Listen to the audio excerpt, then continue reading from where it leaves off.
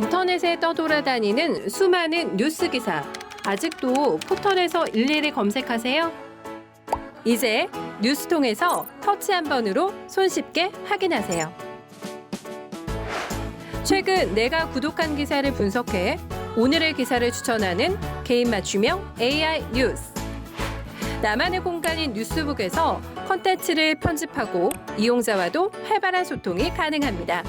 사진과 영상 자유롭게 이동하고 언론사 기자들이 실시간으로 업로드하는 동영상도 확인해보세요. 더욱 풍성하고 새로워진 뉴스통. 지금 바로 만나보세요. 안녕하십니까 여러분, 제 감독이 사이다 박지원입니다. 자, 헌법재판소 탄핵 선고 공지가 어제 정도 있어야지 내일 정도에 판결 선고가 가능한데 관례상으로 공지가 없었습니다. 오늘 또 공지가 있을지 많은 분들이 아마 고민을 하고 있지 않을까 생각이 듭니다. 또 여러 추측들이나 여러 얘기들이 돌고 있는데 그거는 제가 장담컨대 다 믿을 필요는 없을 거라고 생각이 듭니다.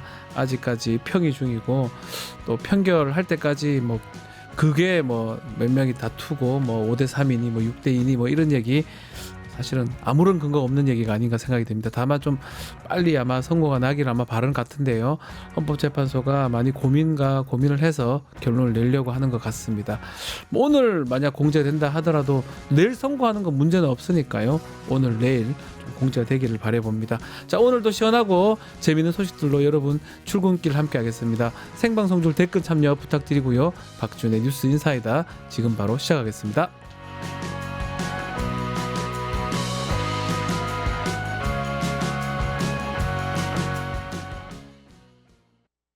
유튜브 구독하고 실시간 채팅과 댓글을 남기시면 매일매일 7,000TTCO를 드립니다.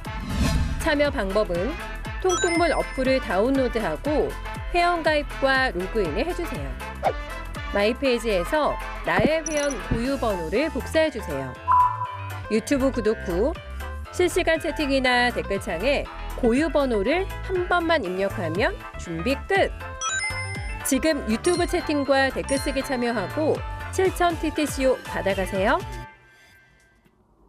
돈 버는 퀴즈쇼 증권 통파.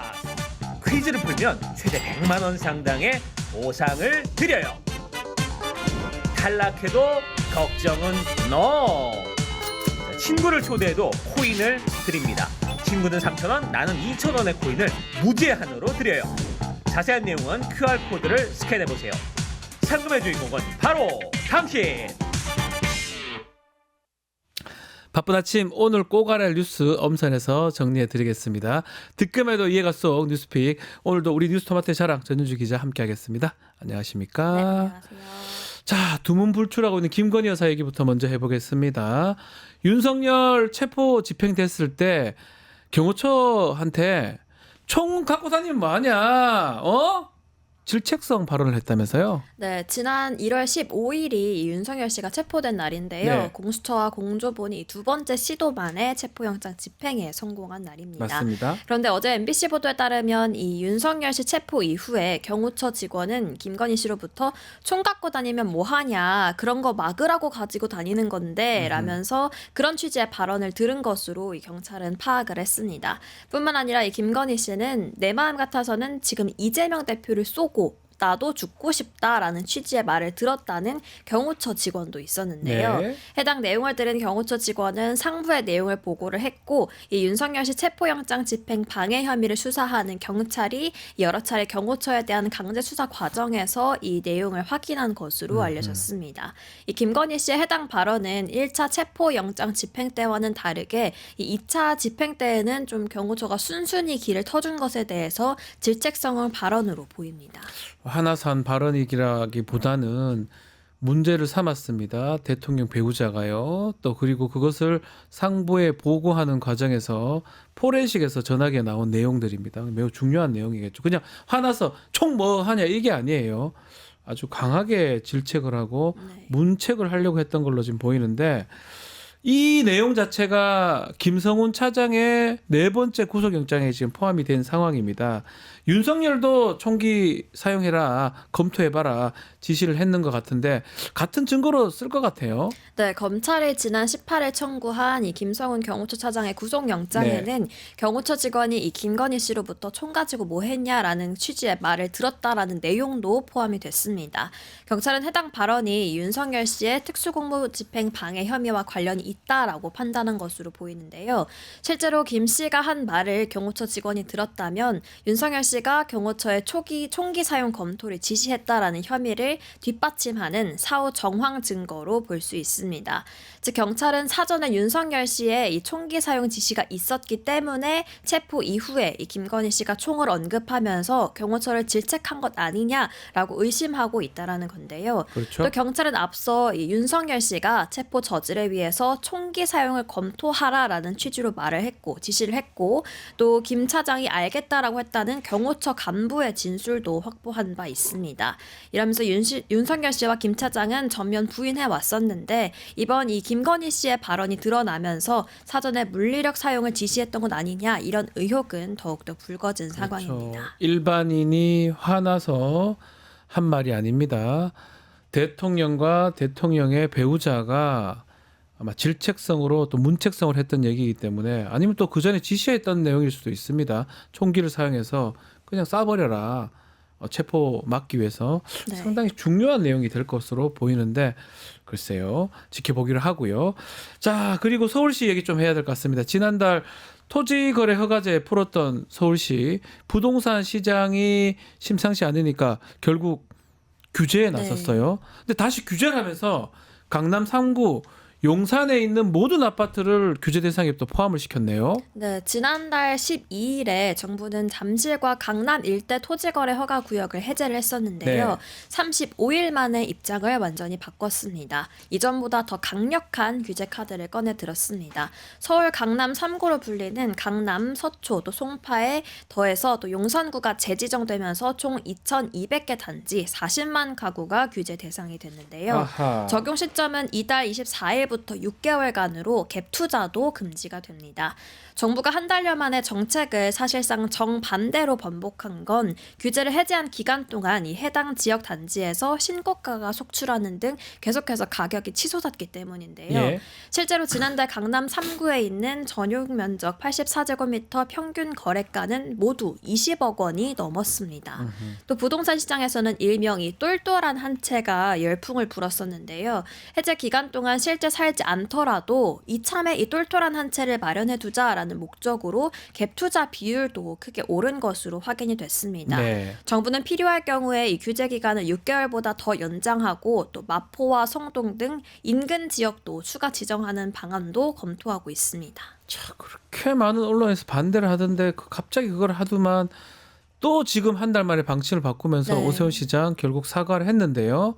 오락가락하면서 이런 정책을 집값 올리고 결국은 이거 대권 욕심 아니냐 이런 비판도 나왔습니다. 네, 올 초부터 오세훈 서울시장은 계속해서 부동산 규제를 풀어야 한다 이런 입장을 펼쳐왔습니다.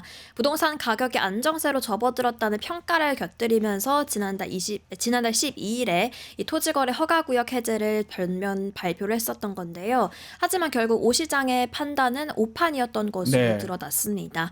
부동산 가격이 안정세였던 이유는 금융당국이 가계 부채 관리를 위해서 사실상 대출을 막았고 금리 인하에는 조심스러워하면서 수요를 눌러왔기 때문에 안정세가 유지돼 왔던 건데요. 그렇죠. 오세훈 시장은 뒤늦게 이 강남을 중심으로 부동산 시장의 변동성이 커졌다는 지적을 겸허히 받아들인다라면서 사과를 했습니다. 이 한 달 만에 다시 규제로 돌아서면서 토지거래 허가구역은 결국 오히려 전보다 늘어난 상황입니다. 늘어났습니다. 네, 살펴보면 서울 면적의 27%가 이 토지거래 허가구역의 규제 대상에 해당이 되는데요.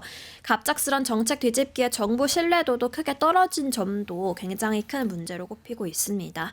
한편 정치권에서는 여야를 막론하고 오세훈 서울시장에 대해서 최악의 오락가락 시정이다. 이 오 시장의 대권 욕심에 온 국민이 고통받는다라는 비판을 쏟아냈습니다. 자, 달아오르는 부동산 시장 열기 식히기 위해서 정부가 대출 문턱도 다시 높이기로 했는데 문제는 집값 안정이 될까요? 이런다고. 이런다고 집값이 안정되기는 어려울 것 같습니다. 네. 금융당국은 이 규제 대상인 자치구 4곳에 대해서 집중 대출 관리에 나서기로 했습니다.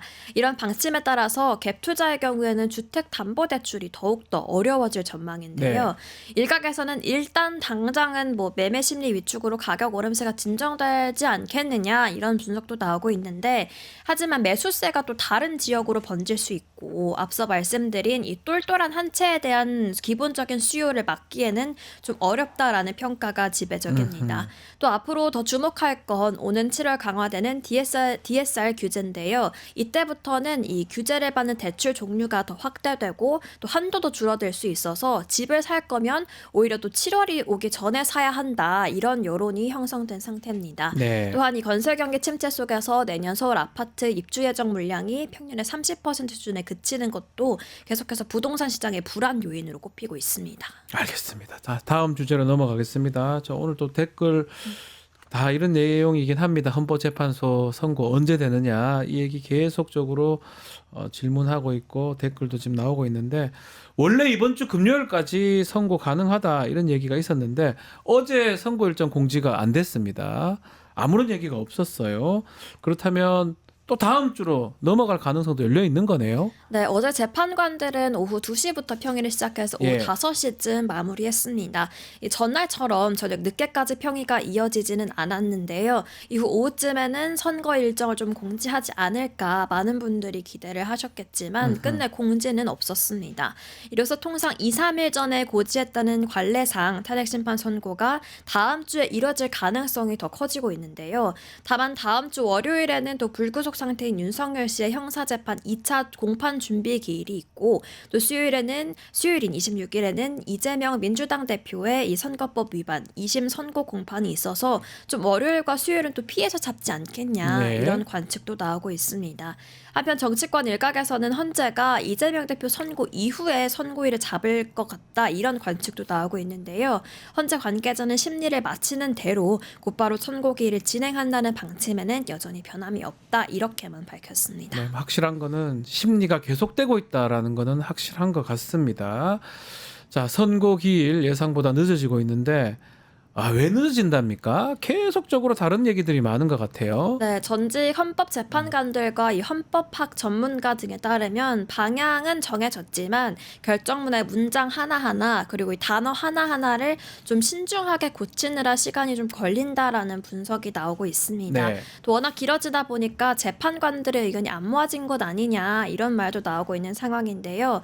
또 한덕수 총리 탄핵 심판의 경우에는 비상계엄 가담 부분이 윤석열 씨 탄핵 사유와 또 좀 겹치는 만큼 그렇죠. 재판관들이 이와 함께 고심하느라 좀 시간이 늦어지는 거 아니냐 이런 추측도 나오고 있습니다. 또 이번 사건은 또 헌정사상 처음으로 형사재판과 탄핵심판을 동시에 받는 현직 대통령에 대한 사건인데요. 이번 선고가 또 앞으로 중요한 또 사례로 남을 수 있다는 점에서 수사 기록에 증거 범위 등을 놓고 또 신중을 기하고 있는 모습입니다. 다만 이렇게 계속해서 선고가 계속해서 늦어진다면 헌재가 이 사회적 혼란을 키우고 있다라는 비판은 계속될 것으로 보입니다. 네. 지난 체제감사원장이나 이 검사 3명에 대한 탄핵 심판 결정문을 보면서 상당히 꼼꼼하게 하는구나. 딱 결정문 읽어보면 납득이 갑니다. 네. 그 부분 틀렸다 안 틀렸다가. 자, 그렇기 때문에 막 그런 어떤 예에 비추어서 아주 심리를 정교하게 하는 거라고 생각이 들긴 하는데 그럼에도 불구하고 너무 늦어지면 안 되죠. 혼란스럽잖아요. 네, 많은 분들이 또 잠도 못 주무고 잠을 거의 있잖아요. 저도 못 자요. 거의 자요? 못 자고 있습니다. 그냥 스트레스 받아 죽겠습니다. 다 똑같은 마음 같은데 어쨌든 원래 얘기할 때부터가 윤석열 탄핵 심판 최우선으로 하겠다라고 얘기했고 네. 근데 지금 보면 박근혜 그때보다 훨씬 장기적으로 지금 이어지는 것 같습니다. 네, 헌재는 윤석열 탄핵 심판 전부터 계속해서 신속 심리를 네. 강조해 왔습니다. 변론 기일도 주 2회 열었고 증인 신분도 저녁 늦게까지 진행을 했는데요. 따라서 지난달 25일 종결 뒤에 좀 2주 내에 결론이 쉽게 날 거다라고 예측을 처음에는 했었습니다. 그렇게 얘기했어요. 하지만 예. 예상을 훨씬 벗어난 지금까지도 선고 기일은 미정인 상태인데요. 심리가 길어질수록 사회적 분열은 더 커지고 있는 상황입니다. 이런 상황에서 또 국민 국민의힘은 탄핵 기각에서 탄핵 각하로 플랜카드를 바꿔서 이제 여론 선동을 하고 있는데요. 탄핵 쟁점을 일일이 부인하기보다는 좀 절차적 문제를 내세워서 아예 각하시키는 게 쉽겠다라는 계산이 선 것으로 보입니다. 법원이 절차적 문제를 들어서 대통령 구속을 취소한 만큼 국회 탄핵소추 자체의 절차적 흠결을 주장해서 탄핵 심판 역시 좀 불성립시키겠다라는 전략으로 보입니다. 네, 각하할 것 같은 뭐하라 그만큼 심리를 합니까? 각하라는 거는 아예 볼 필요도 없다라는 건데 글쎄요, 뭐 그런 주장이 받아들일 수 있을지 뭐 생각할 볼 필요도 없을 것 같은데요. 알겠습니다. 오늘 뉴스픽 여기서 마무리하겠습니다. 전현주 기자 감사합니다. 네, 고맙습니다. 저는 잠시 후에 용가라사대로 돌아오겠습니다.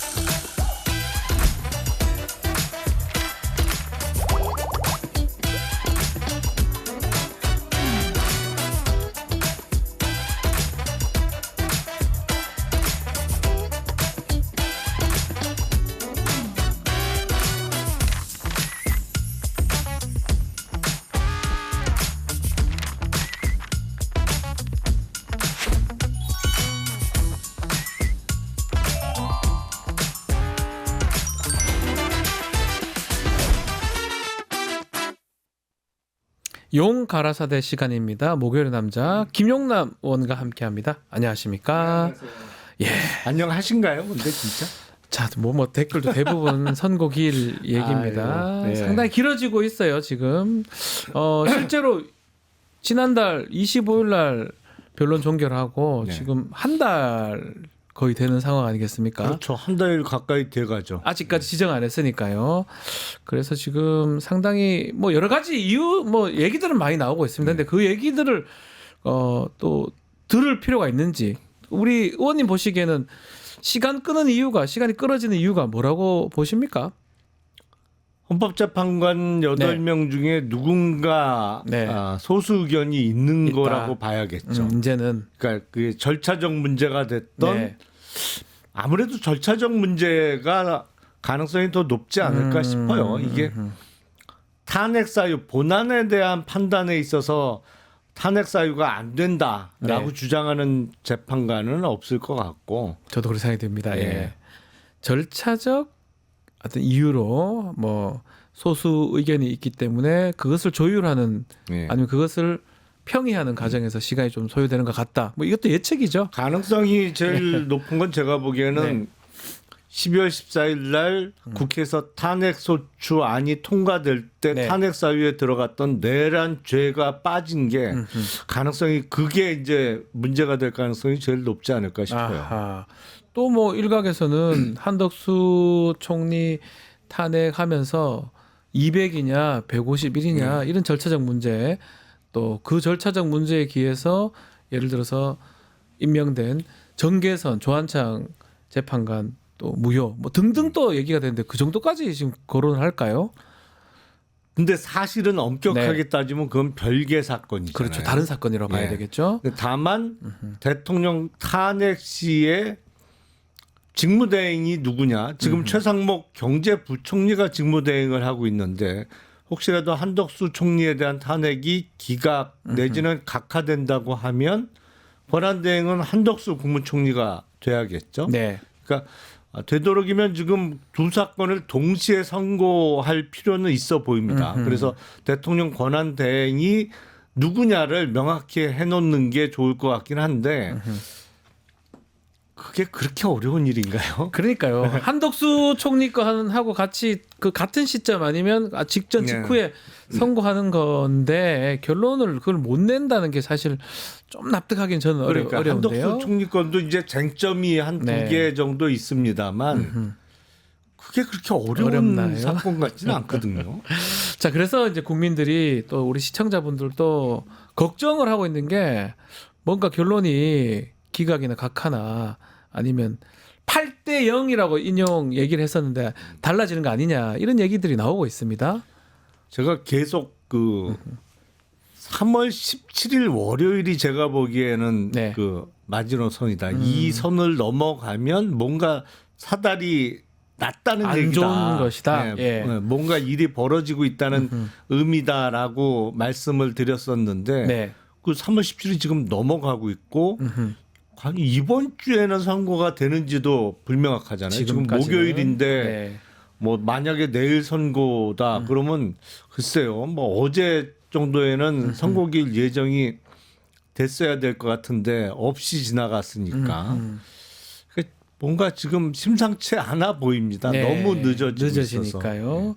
예측을 하는 게 뭐 실제로 헌법재판소도 이걸 다 보고 있잖아요. 그 예측이 그냥 하는 예측은 아니잖아요. 지난 사례하고 비춰보고 헌법재판소 그걸 알기 때문에 최대한 그 예측에 맞게 할 건데 아니면 안 맞으면 안 맞다고 뭔가 얘기를 한다든지 이런 게 있어야 되는데 전혀 얘기 없이 시간만 지금 늘어지는 상황이니까 그러다 보니까 많은 국민들이 걱정을 하는 것 같습니다. 이거는 뭐 전원이라 네. 제가 직접 확인한 얘기는 아닙니다만 그 평의를 할 때 재판관 8명만 딱 들어가잖아요. 네. 그 헌법연구관도 그 안에 못 들어가거든요.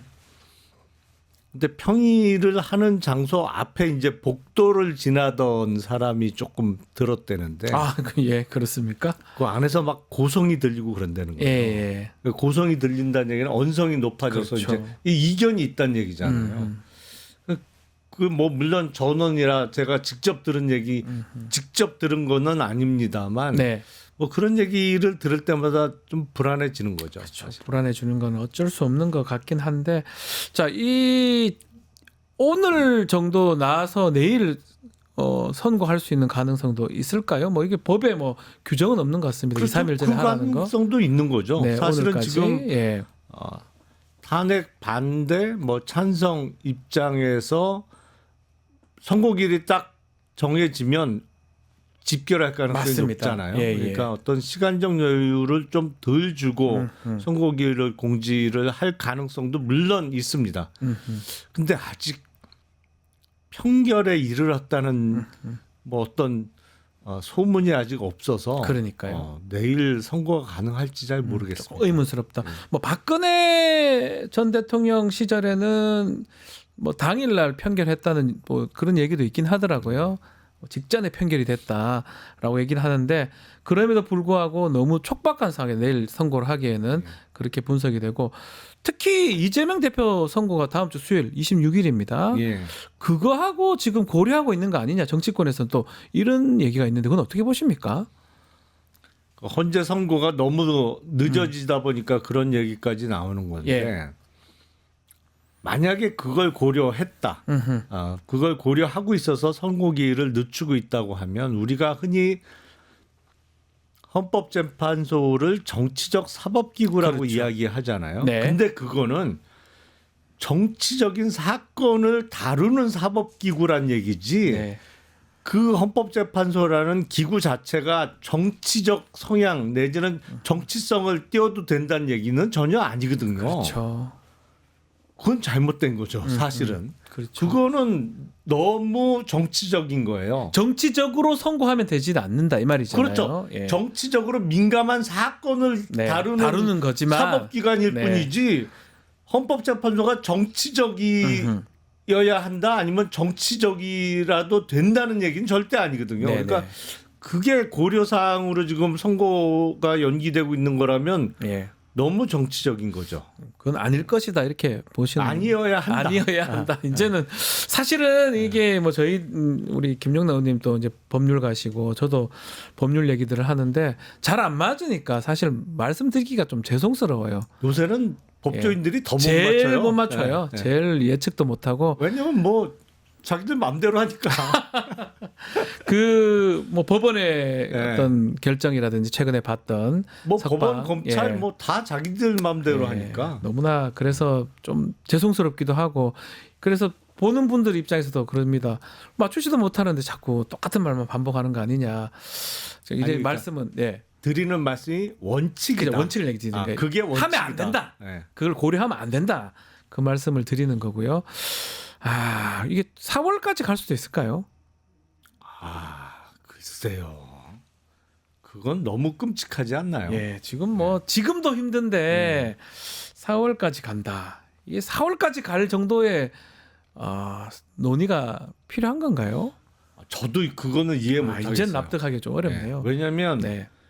우리가 세 번째 대통령 탄핵 사건을 지금 경험하고 있습니다만 이번 경우처럼 명백한 경우는 없거든요. 그렇죠. 앞선 두 사건은 사실은 논란이 있을 수가 있어요. 그러니까 물론 제일 먼저 이루어졌던 노무현 대통령에 대한 탄핵은 기각이 됐고 네. 박근혜 대통령에 대한 탄핵은 8대 0으로 인용이 됐습니다만 사실은 저는 이 8대 0 인용도 대단히 지금도 의문이고 지금 보니까 와, 그게 그때도 8대 0이 의문이었습니다. 저는 와, 지금 보니까 왜 8대 0인지 참 그런 생각이 드네요. 저는 그때도 이게 아. 어떻게 8대 0이 나오지? 적어도 의견이 충분히 그렇죠. 갈릴만 하고 갈릴 사건인데 그 탄핵 사유를 들여다보면 네. 뭐 글쎄 8대 0 나올 사안은 그때도 지금도 아니라고 생각하고 이거는 누가 봐도 8대 0 사안인데 네. 이 제일 오래 걸리고 있으니까요. 네, 그래서 좀 딜레마이기도 합니다. 그래서 뭐 예전의 사례하고 비교할 수밖에 없는 거잖아요. 그걸 비교해 보면 이때쯤에 선고를 할 거고 8대 0이 될 것이다 이렇게 예측을 하는 건데 지금 상황이 이제 예측이 좀 가능한 상황인지 좀 의문스럽기도 하고요.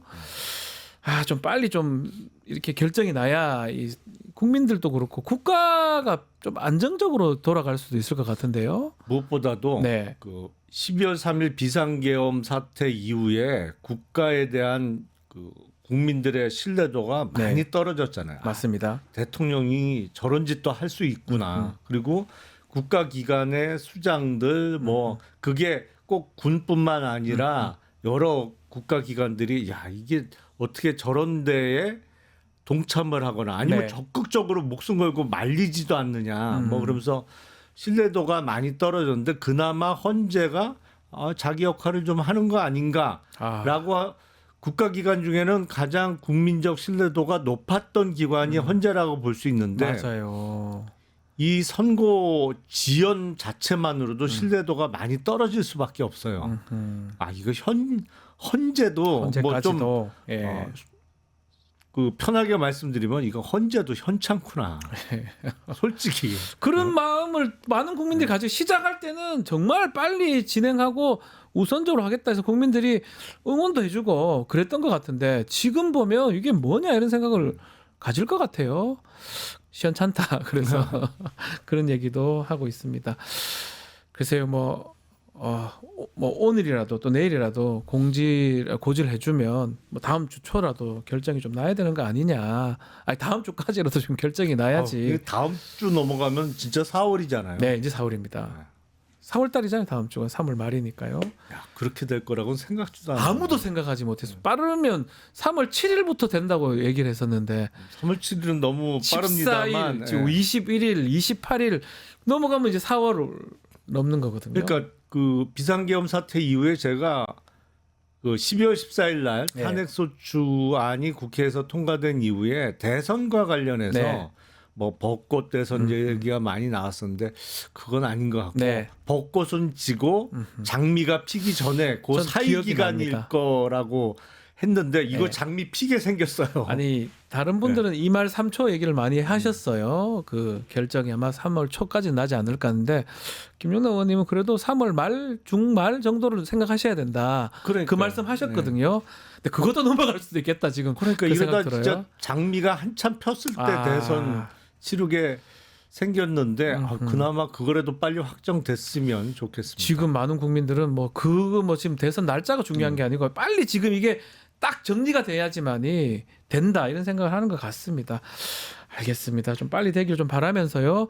자 계엄 때 좀 문제되는 얘기가 좀 있습니다. 그 계엄 앞두고 시체를 담는 종이관을 대량 구매하려 했던 군부대 또 영연백을 그 시체 담는 보관백이 영연백이라고 하는데 군에서 3,000개를 실제로 구매했던 사실 밝혀지고 있는데요.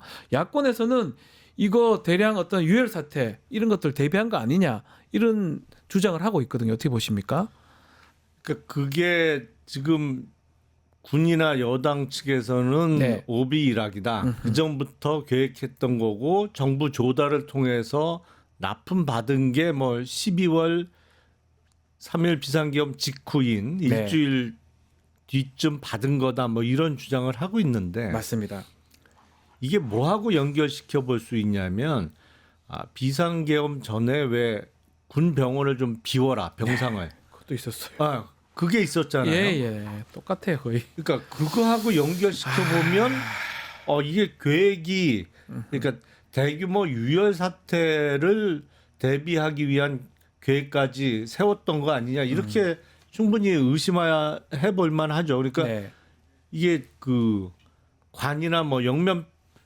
영양병만 있다면 모르겠는데 그때 병상도 비우라고 맞아요. 했잖아요. 그 예. 계획까지 세웠잖아요. 예. 그러니까 두 개가 같이 연결될 수밖에 없는 사안 아닌가 이런 생각이 들어서 지금 비상계엄이 이제 벌어진 이후에 가장 큰 문제는 이 비상계엄의 실태에 대한 수사가 제대로 이루어지지 못했다는 겁니다. 지금 보면 그런 거잖아요. 이런 예. 것도 못 밝히고 있었던 거잖아요.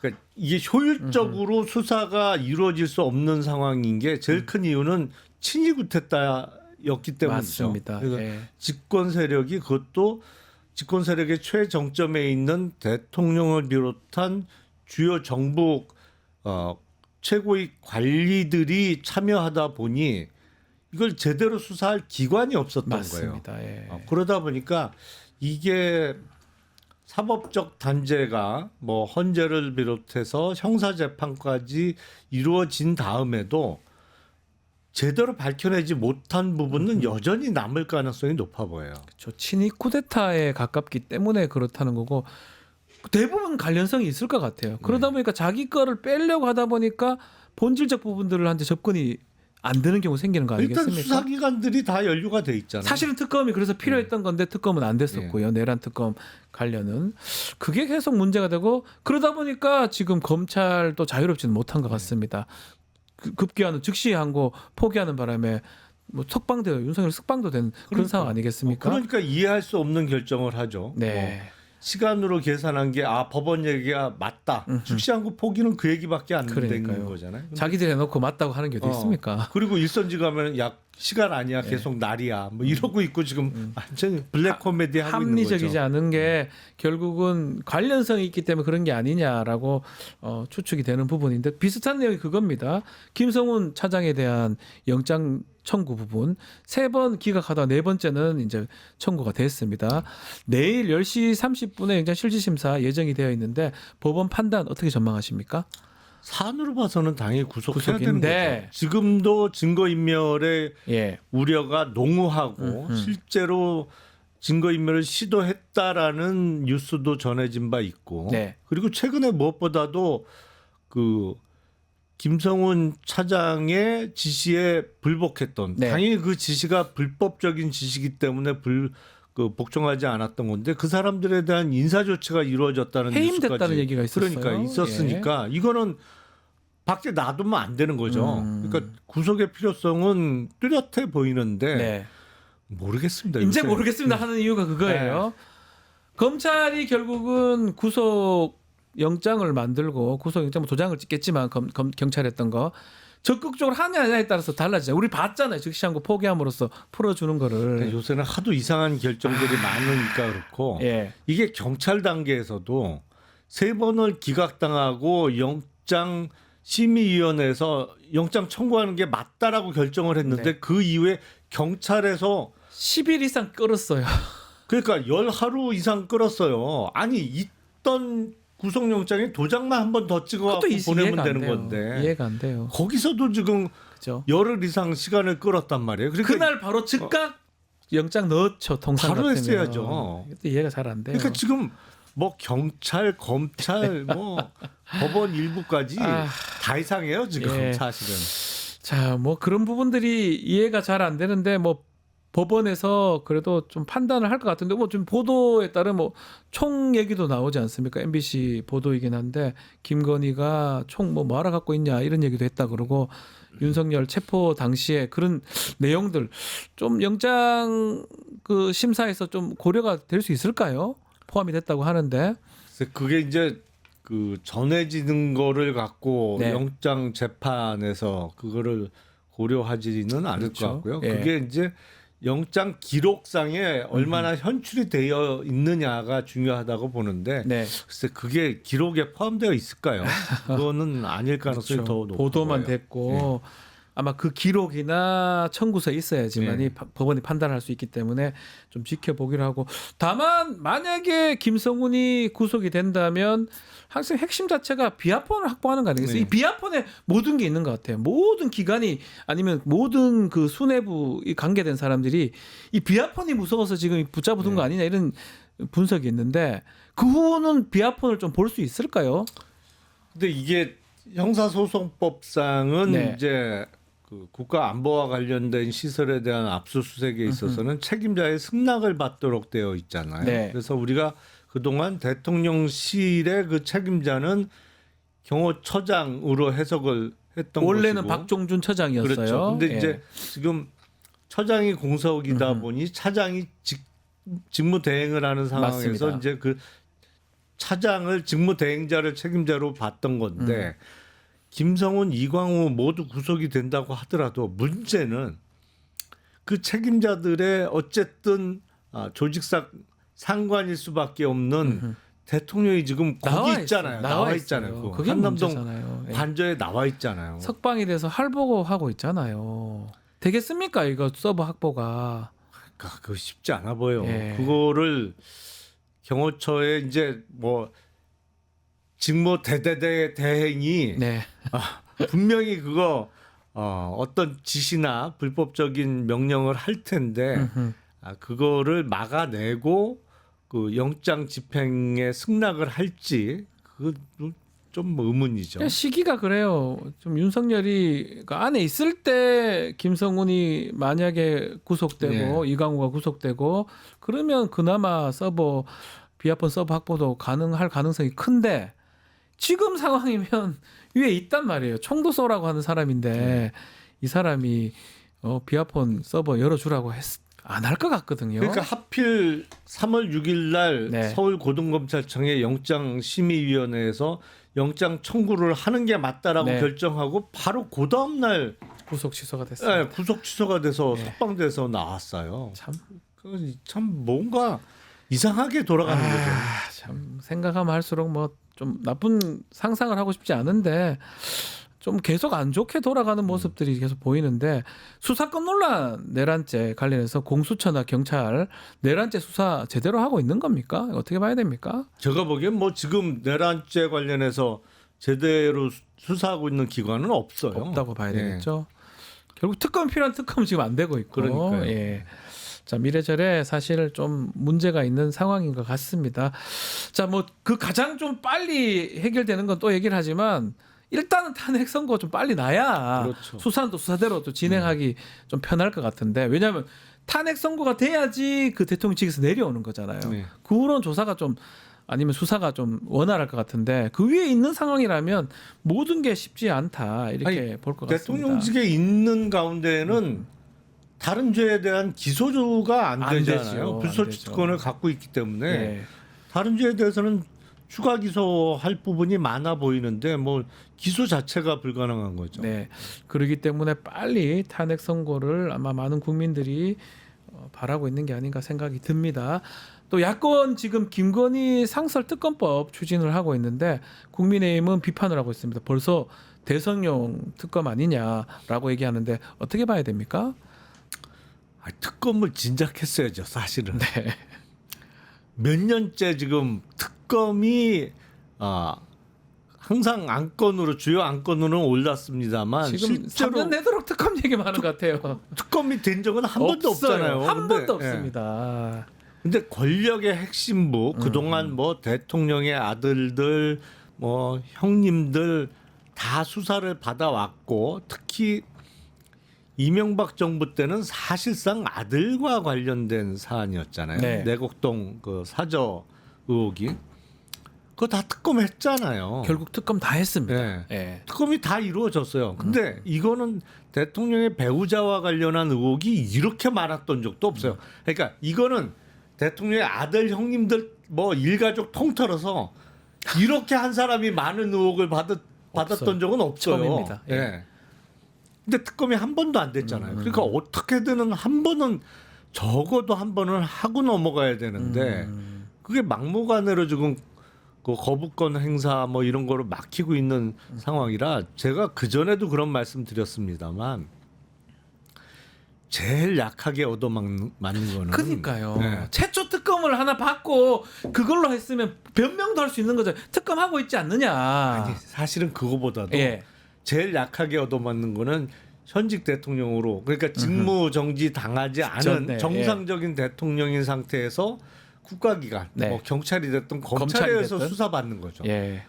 그 다음으로 좀 세게 얻어맞는 게 현직에 있을 때 특검 수사 받는 받는 거예요. 제일 세게 얻어맞는 게 예. 정권 바뀌고 수사 받는 겁니다. 수사받으면 뭐 이거 이런 얘기가 좀 그렇지만 보복적으로도 할 수 있는 거잖아요. 아주 잔인하게 수사를 할 거 아닙니까? 아니 그러니까 그때는 뭐 이제는 완전히 탈탈 털리는데 지나간 권력이 되는 거죠. 예. 예. 일부러라도 현 정권 입장에서는 지난 정권 털어야지만이 인기를 얻는 네. 거니까 더 강하게 할 것 같은데 말씀대로 현직에 있을 때 받는 게 더 좋았을 것 같은데 지금 보면 그거 막으려 하다 계엄한 거 같고 더 계속 문제점으로 좀 돌아오고 있는데 아직까지도 특검법 지금 막고 있는 상황이고 명태균 특검법은 지금 돌아와 있는 상태입니다. 네. 국회에 통과됐고 거부권 행사돼서 근데 검찰에서 이 명태균 관련해서 조사를 제대로 할 수 있을까요? 특히 김건희 뭐 수사라든지 이런 게 중요하잖아요. 이미 제대로 수사가 안 되고 안 있잖아요. 되고 있다. 예. 사실은 명태균 게이트라는 거는 그 핵심 의혹은 공천 개입에서부터 네. 시작된 거잖아요. 맞습니다. 근데 그 공천 개입의 당사자로 의심받는 사람은 누구예요? 대통령 부부잖아요. 두 사람이죠. 예. 그러니까 이게 내란죄나 외환죄는 아니니까 대통령은 아직 현직에 있는 동안은 불소추 특권을 가진다고 하지만 배우자는 그런 게 전혀 없거든요. 네. 그리고 사실은 더 직접적인 당사자가 배우자인 것도 사실이고 사실관계상. 우리가 사실 그렇게 알고 있죠. 네. 예. 그러니까 제1 수사 대상은 거기가 돼야 되는데 지금 뭐 오세훈, 홍준표 사실은 여기도 수사 대상이 돼야 되는 건 맞지만 2차죠. 1차는 아니죠. 1차는 공천 개입 핵심부터 수사를 하고 그다음에 다른 정치인들이 그동안 뭐 선거를 앞두고 명태균과 어떤 일을 했느냐, 진짜 여론 조작을 했느냐, 그거를 어떻게 활용했느냐, 내지는 뭐 어떤 개입을 했느냐, 당무에 이거를 수사하는 게 2차인데 지금 거기만 하고 있는 거잖아요, 네. 사실. 1차는 빼고. 지자체장들만 지금 조사를 네. 하고 있어요. 밑에 사람들. 정말 중요한 사람은 하지 않고 26일 날 지금 현안질의 국회 잡아놨는데 명태균 나와서 얘기할 수 있을까요? 또 안 나온다는 얘기도 있고요. 글쎄 거기도 네. 사실은 뭐 좋은 사람이기보다는 네. 본인의 어떤 이익을 위해서 항상 결정을 하지 대의 명분이나 이런 거 하고는 완전 담 쌓은 스타일로 보이잖아요. 네. 그러니까 그때 가서 자기가 나오는 게 유리할지 안 나가는 게 유리할지 판단하겠죠. 자, 그리고 요거 하나는 좀 짚어보면 좋을 것 같아요. 지금 오세훈 시장도 명태균 게이트에서 자유롭지는 않은 것 같은데 최근에 지금 또 아주 뭐 이렇게 이런 혼란스러운 상황에 또 논란이 되는 게 토지거래 제한구역 해제를 했다가 다시 더 확대해서 지정하고 사과를 했습니다. 어떻게 봐야 됩니까? 대권 욕심 아니냐 이런 얘기들이 많습니다. 뭐 그럴 가능성이 높죠. 근데 이거는 행정의 신뢰라는 측면에서는 어마어마하게 최악인 것 신뢰를 같은데. 손상시킨 거죠. 예. 그리고 기본적으로 그 지금 부동산 제도에 대한 조금 그 이해가 부족했던 거 아닌가 싶어요. 아. 지금 특히 주택과 관련해서는 뭐 물론 지난 정부 때부터 이어지고 있는 겁니다. 이거는 네. 이른바 똘똘한 한 채를 강요하는 정책이 있잖아요. 그게 네. 세금뿐만 아니라 뭐 금융 대출과 관련해서도 그렇고 사실상 한 가구는 한 채만 가져라. 네. 이게 세금상 뭐 또 대출 규제를 통해서 강제되고 있는 상황이잖아요. 네. 이런 똘똘한 한 채를 강요하고 있는 상황에서 전국에서 가장 지금 핫한 지역이 어디냐면 네. 삼성역 주변입니다. 아, 그렇습니까? 아니 왜냐면 삼성역? 그게 예. 옛날 한국전력 부지 지금 현대. 현대차 그룹에서 예. 사옥을 짓겠다고 하는 그 지역이 전국에서 가장 뜨거운 지역이에요. 근데 이번 35일 전에 토지거래 허가구역을 허가구역 해제를 발표하면서 삼성역 주변을 푼 거예요. 삼성동, 대치동, 청담동 그리고 잠실까지. 그러니까 전국에서 가장 휘발성이 높은 지역을 거기를 풀어버린 거예요. 예. 다른 그 생각을 해보면 거기 풀면 됩니까? 당연히 모르죠. 그러니까 그거는 저도 저 같은 저 잘 모르는 비전문가가 봐도 알겠는데 정책을 서울시라는 그 큰 지자체 정책을 하는 사람이 그거 생각을 못 한다는 게 언론에서도 그거 하면 안 된다고 다 얘기를 했던 것 같은데요. 이거는 그 사실은 지금 똘똘한 한 채 강요 정책을 네. 바꾼 다음에 그렇죠. 해야 되는 거고 그것도 순서가 사실은 삼성역 주변은 가장 마지막이 됐어야 돼요. 정말 마지막에. 네, 정말 마지막에 거기는요 예. 어느 정도 핫하냐면 예. 개인들뿐만 아니라 온갖 기업들도요. 네. 그 주변에는 뭐가 땅이나 뭐가 매물로 나오는 순간 없어집니다. 사실은. 뭐라도 나오면 네. 삽니다. 아무나. 네. 정말 가격도 어마어마하고요. 진짜. 근데 거기를 풀어줬으니까. 거기부터 풀었다는 게 진짜 조금 어안이 벙벙해지는 거죠. 글쎄 오세훈 시장이 저런 걸 진짜 모르고 한 건지 정말 좀 안타깝습니다. 또 그러놓고 또 안 되니까 또 바로 또 사과하면서 또 지정을 또 해버렸어요. 다시. 지정도 또 확대해서 더 했잖아요. 확대해서 안 묶여있던 용산까지, 지역까지 용산까지 다 다 해버렸어요. 묶었는데 이거는 정말 행정이나 정부에 대한 신뢰도라는 측면에서는 엉망인 거죠. 엉망인 것 같습니다. 알겠습니다. 자 오늘 말씀은 여기까지 듣겠습니다. 김용남의 용가라 사대였습니다. 감사합니다. 네, 감사합니다.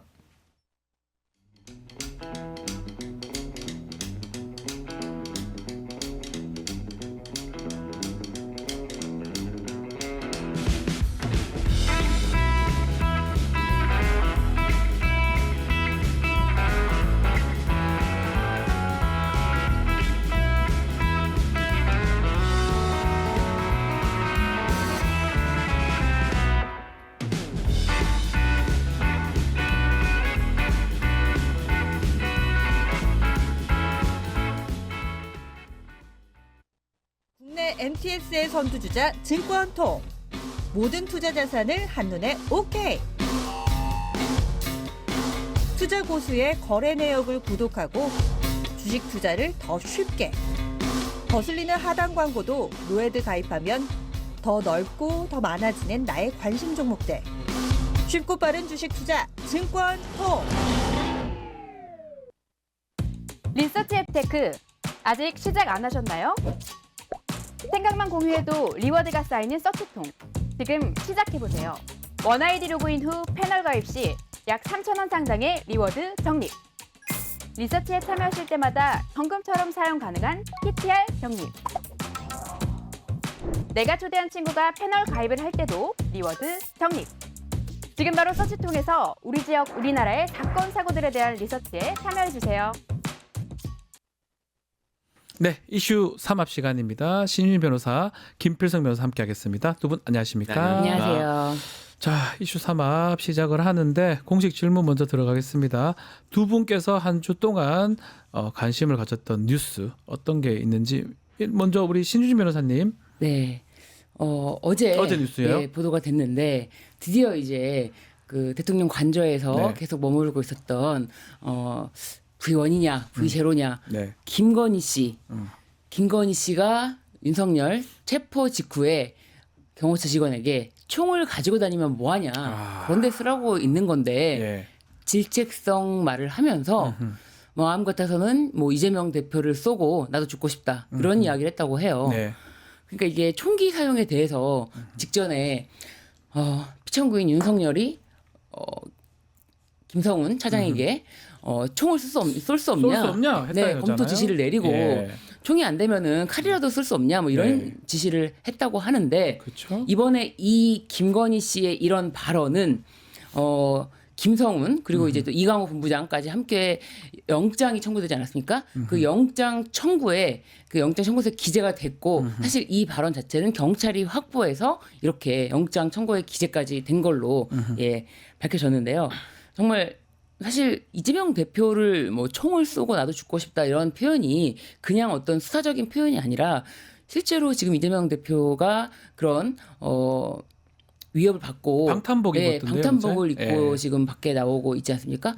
이제 그런 것과 다 연결이 되지 않나. 그리고 누구를 총으로 뭐 쏜다 안 쏜다 이런 이야기가 그냥 나올 수가 없는 것이 기존에 이제 노상원 수첩에도 그 정말 야당 대표, 여당 대표 다 뭐 폭사 나오죠. 예, 이런 게 다 수거, 나오지 않습니까? 폭사, 자폭 뭐 여러 얘기들이 그렇기 때문에 나오죠. 지금 예. 이런 이야기가 예. 뭐 대통령 관저에서 나를 체포하러 오면은 총을 쏠 수 없냐 이런 이야기부터 뭐 기관단총을 뭐 관저에 옮겨놨다 이런 이야기가 다 지금 나오고 있는 겁니다. 그래놓고 뭐 이강호 본부장이 들어오면은 뭐 기관총 들고 나가라고 지시를 내렸는데 이 지시는 체포 때문이 아니라 시위대가 들어올 경우라고 말을 또 변명을 그렇게 한 걸로 지금 알려졌는데 지금 무슨 이 상황이 정말 예. 이게 뭐 화가 나서 아니면 하는 소리로 아예 총 있으면 막 이게 아니에요. 네네네. 대통령의 배우자가 질책을 했고 그것을 이제 질책받은 경호원이 상부에 보고하는 어떤 포렌식 과정에서 나왔던 내용들이거든요. 그러면 약간 공식적인 어떤 질책, 공식적인 문책으로 봐야 되는 거 아닙니까? 이게 사실 총체적인 문제가 있는데 네. 일단 영부인이 네. 대통령 배우자가 이런 지휘를 할 수 있는 위치에 있는가? 그것도 놀랍습니다. 예, 그게 지휘하죠. 일단 총설하고. 하고 할 수 있는가? 그리고 그런 얘기를 한 것이 이 내용이 네. 총을 쏘라는 얘긴데 이런 말을 대통령이 했어도 사실은 문제죠. 난리가 날 문제입니다. 예. 그 뭐 예를 들면 전두환 같은 경우에 예. 누가 발포 명령했는지를 끝까지 추적을 했잖아요. 그리고 죽을 때까지 네, 그 문제가 얘기 됐잖아요. 못하고. 네, 문제가 됐잖아요. 예. 이게 만약에 정말 그 자리에서 한 발이라도 총이 발사가 됐으면 이거는 이제 다시 이제 역사적으로 추적해야 될 문제가 될 수도 있었던 건데 그렇죠. 이 말을 예. 대통령도 아니고 영부인이 저 경호실 사람들을 불러놓고 질책을 하면서 이런 얘기를 했다는 거는 이거는 사실 간단히 넘어갈 수 있는 문제가 아닙니다. 그렇죠. 이게 뭐 글쎄 실제로 총이 발사되지는 않았기 때문에 어떤 범죄에 해당하는지 여부는 좀 따져봐야 되겠지만 적어도 여기에 대해서 일단 진실은 밝혀져야 되고요. 네. 밝혀져야 되고 여기에 대해서 뭐 어떤 식으로든 형사적으로 어렵다고 하더라도 어떤 식으로든 책임을 묻는 물어야 게 된다. 될 것 같아요. 예. 저는 그렇게 생각해요. 윤석열 대통령이 체포하러 올 때 나를 막아라, 나를 지켜라, 총기 사용해서 검토한 거, 이런 네. 지시 내린 거, 이런 거 자체는 특수공무집행 방해죄 아닙니까? 네. 이것에 대해서 서로 간에 아무런 의사에 대한 교환 없이 각각 총 얘기를 꺼냈을까? 그렇게 생각하지 않거든요. 같이 얘기했을 것이다, 두 사람이. 네네네. 같이 얘기한 것이지 이게 한 사람이 단독적으로 총 검토 지시를 했는데 왜 그때 안 쐈어요? 이런 이야기를 하는 게 아니다. 그래서 저는 그 자체가 함께 특수공무집행 방해죄, 예, 방해 교사죠. 네, 네. 교사를 한 것으로 저는 봐야 그렇게 된다. 아니, 그리고 공무로 볼 가능성은 충분히 있는데 네. 근데 수사는 해봐야 될 것 같고요. 수사해봐야 네. 된다. 만약에 이제 그런 게 드러나면 사실은 엄벌해야죠. 엄벌해야 된다. 자, 우리 김필성 변호사가 눈여겨본 이슈, 뉴스 어떤 게 있습니까? 뭐 여기 아마 다 많이 들으셨을 텐데 네. 이게 이제 보도 자체는 그저께 됐습니다. 그 육군에서 네. 영현백 영현배. 예. 종이관 1,000개를 이제 마련했다는 거예요. 이게 이제 그 주문해서 주문된 게 12월 11일이라고 합니다. 그러니까 예. 이제 계엄 이후입니다. 이게 12월 11일에 납품됐다고 하는 게 이제 육군이 공식 반박을 냈거든요. 네. 반박을 내긴 해서 반박 기준에서는 그런데 근데 이제 내용을 보면 작년 8월 22일 날 이군남 사령부 소속 군무원이 서울의 종이관 업체에 갑자기 전화를 해서 네. 시신 이동 보관 업체를 알아보고 있다. 그다음에 이런 걸 물어보고 그다음에 종이관 만들면 제작 소요 시간이 얼마나 걸리냐. 한 번에 몇 개까지 운송할 수 있냐. 내용을 보면 상당히 구체적입니다. 그리고 네. 곧 쓸 것처럼 물어본 거예요. 이게 이제 좀 제가 이제 육군 쪽의 반박을 좀 말씀을 드리는 게 맞을 것 같아서 그 균형을 맞을 것 같아서 그걸 어떻게 바라볼지의 기준이 될 것 같은데요. 뭐 그러고 나서 연락이 없어서 뭐 업체도 납품하지 않았다라는 것이고, 근데 이제 그 알아본 이후에 적어도 5년 이내에는 군이 이런 걸 사본 적이 없고, 그렇죠. 그리고 그 창군 이래로 한 번도 이런 거를 시도해 본 적이 없었던 걸로 이제 추측이 된다라는 네. 그런 보도였습니다. 그리고 이제 문제 영연백도 원래는 한 1,800개 정도가 기본적으로 유지가 되고 있었는데 창군이 지금까지요. 네. 갑자기 이제 작년에 3,000개를 더 사가지고 거의 5,000개 가까이 영연백을 확보를 한 거예요. 네. 그래서 이제 이게 그리고 말씀드렸던 납품된 날짜는 12월 11일입니다. 네. 그러니까 이게 지금 딱 그 계엄 시기하고 맞아 떨어지는 것이어서 뭐 이제 계엄이 지금 그 즉흥적으로 된 건 아니라는 건 이제 거의 드러났으니까요. 네. 작년 8월 정도면은 이제 구체적으로 계획을 세웠을 때란 말이에요. 그래서 이제 지금 쏟아지는 의혹은 이게 사람을 그렇게 죽일 가능성까지 염두에 두고 계엄을 한 것이 아니냐라는 것이고, 여기에 대해서 육군은 이렇게 얘기를 했어요. 육군은 뭐 영연백을 원래는 대량 확보하는 게 2022년 합참의 계획에서 나왔고, 그래서 이제 2024년부터 28년까지 이거 순차적으로 확보하기 위해서 납품을 받는데 1회 첫 납품이 그때 있었던 것이다. 네. 라고 나왔는데, 사실 이제 개인적으로 뭐 이건 사실 전 수사해봐야 된다고 봅니다. 이거는 만약에 대량으로 사람을 죽일 생각이 있었으면 이거 학살이잖아요. 그렇죠. 있을 생각이 있었던 거. 그리고 이거는 내란에 있어서 내란에 이제 물론 지금 내란은 이제 저 포괄로 가긴 갑니다만 내란죄의 중대성 심각성을 이제 판단하는 중요한 기준이기 때문에 수사를 해야 된다고 보는데, 예. 이게 이제 영연백 하나에 2-3만 원 정도 한대요. 비싸네요. 하나에 2-3만 원 정도인데. 2-3만 원이요? 2-3만 원. 2-3만 원. 하나 2-3만 원 정도인데. 그리고 이제 이게 그 군에서 사용하는 것들이 일반 납품도 일반적으로 쓰이기도 하는 모양이에요. 뭐 저기 그런 변사자나 이렇게 처리하는 경우도 있으니까 시장에 기본적으로 나와 있는 물건이면 특별히 주문하는 건 아닌 것 같고. 근데 이거를 순차적으로 4개년이나 계획을 만들어 가지고 그렇게 차근차근 할 것인가? 장기 계획을 세워서. 찾아보면 저 나올 거. 영연백이 뭐냐 하면 영연이라는 말을 일반 우리 시는 잘 모를 것 같은데 시신을 좀 높여주는 그런 의미고요.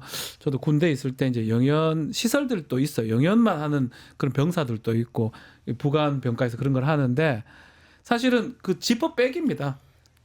시신 올려고 우리 월남전 이런 거 네. 베트남 전쟁 보면 나오는 그 결국은 지금 말씀대로라면 국지전이나 사람이 많이 죽을 수 있으면 빨리 그 시신을 처리해야 되니까 그런 의미에서 뺏길 수도 있고요. 또 수거하려고 뺏길 수도 있고요. 그러니까 그걸 확인을 좀 해봐야 되겠죠. 근데 종이관은 네. 말씀하신 것처럼 창군 이래 종이관을 군에서 이렇게 준비한 적은 없었다는 게 군 네. 관계자의 설명이거든요.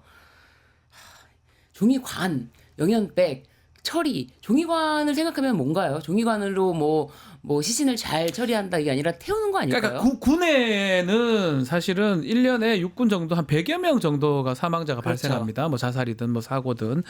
근데 그렇게 사망한다 하더라도 영연백이 필요 없습니다. 네. 총성적으로 옆에 다 군병원도 있고 글로 인도하면 되는데 백이나 종이관이 필요하다는 거는 뭐냐면 아주 급전적인 상황인 거예요. 전투를 하고 있다든지 그런 시설들을 이용할 수 없는 상황이니까 아주 급변적인 상황에서 한다고 해석할 수밖에 그렇죠. 없는 거잖아요. 그러니까 이제 우리가 좀 전에도 제가 말씀드렸지만 그 노상원 수첩을 생각할 수밖에 없는 그렇죠. 거고 거기서 뭐 사고라든지 가스, 폭발 그리고 뭐 침몰, 격침 이렇게 대량 어떤 살상에 대비한 이런 게 아닐까 이게 연결될 수밖에 없는 그렇죠. 없는 이야기가 지금 계속 나오고 있는 거거든요. 네.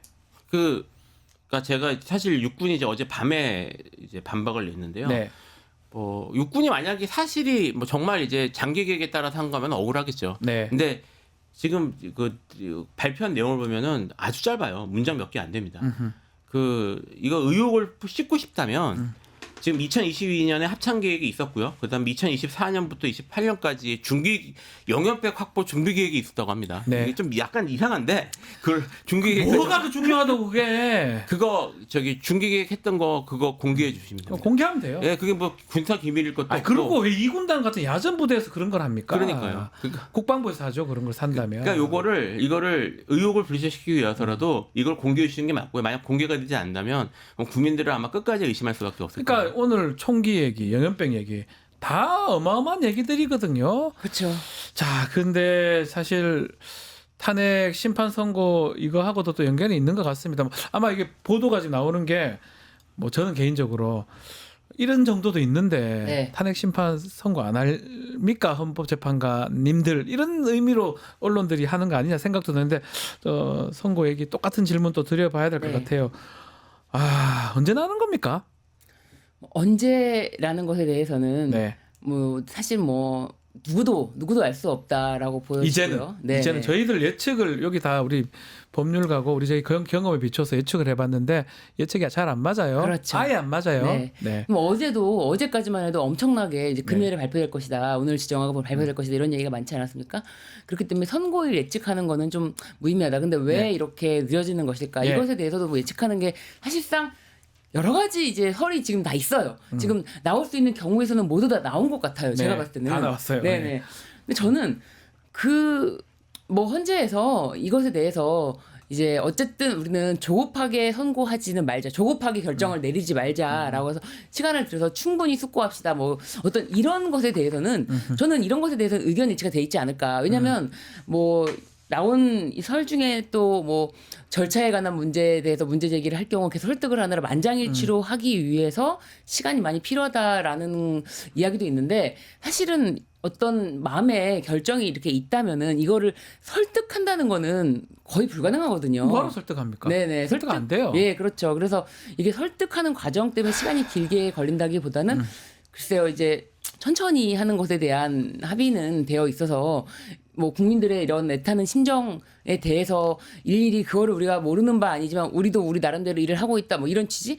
예를 들면은 지금은 다 이미 지난 이야기지만 공수처가 체포를 굉장히 시간을 많이 들여서 하지 맞아요. 않았습니까? 그때도 좀 국민들이 피가 좀 말랐어요. 그렇죠. 사실 그 당시에는 이제 흰눈을 정말 그 은박지로 다 맞으면서 막으면서 키세스 단들이 거기 간주 앞을 지킬 정도로 그렇게 정말 밤샘을 몇 날 며칠 하고 나서야 겨우 체포 오늘인가 아침마다 일어나서 다 체포를 손꼽아 기다렸던 것처럼 돌이켜 보니까 네. 탄핵을 소추할 때도 네. 오늘 하냐 내일 하냐 이러면서 두 번째 됐지 네. 않습니까? 네. 또 체포할 때도 네. 오늘 하냐 내일 하냐 잠 설치고 이번도 선고 때까지 이렇게 국민들이 그렇죠. 잠을 설치고 있는 네. 것 같습니다. 그런데 이제 제가 그래서 지난 일에 대해서는 또 이제 박근혜 씨 탄핵됐을 때 당시 일 분위기를 보면은 그 당시 자유한국당이 그런 이야기를 했어요. 선고일이 그때도 잡히기 전이었어요. 네. 전에 승복해라. 헌재 결정에 승복해라. 지금 똑같더라고요. 예. 지금 국민의힘에서 하고 있는 승복해라. 그거를 왜 똑같은 짓을 하고 있는지 모르겠어요. 승복해라 하고 그때 박근혜 탄핵이 됐죠. 그렇죠. 예. 승복해라라고 했을 때 그때 이제 첫 번째 나왔던 이야기이기 때문에 그때는 저쪽에서 혹시라도 무슨 이야기라도 듣고 저런 이야기를 하는 게 아닐까라는 네. 그런 어마어마한 진짜 소름 돋는 불안감이 엄습된다라면서 뭐 어마어마한 이제 또 이야기가 이제 반대쪽 이야기가 나오고 했었는데 네. 지금도 저는 그래서 이번에도 승복해라라고 했을 때 똑같은 짓을 또 하고 있구나. 예측을 네. 하시는 거군요. 어떻게 보십니까, 김 변호사님? 뭐 오늘 고지하고 내일 선고하는 거 아니면 다음 주 아니면 4월 달까지 별의별 얘기가 다 나오고 있거든요. 사실 모르겠습니다. 아 모르겠다. 예. 이제는 모르겠다 이제는 말씀하시는군요.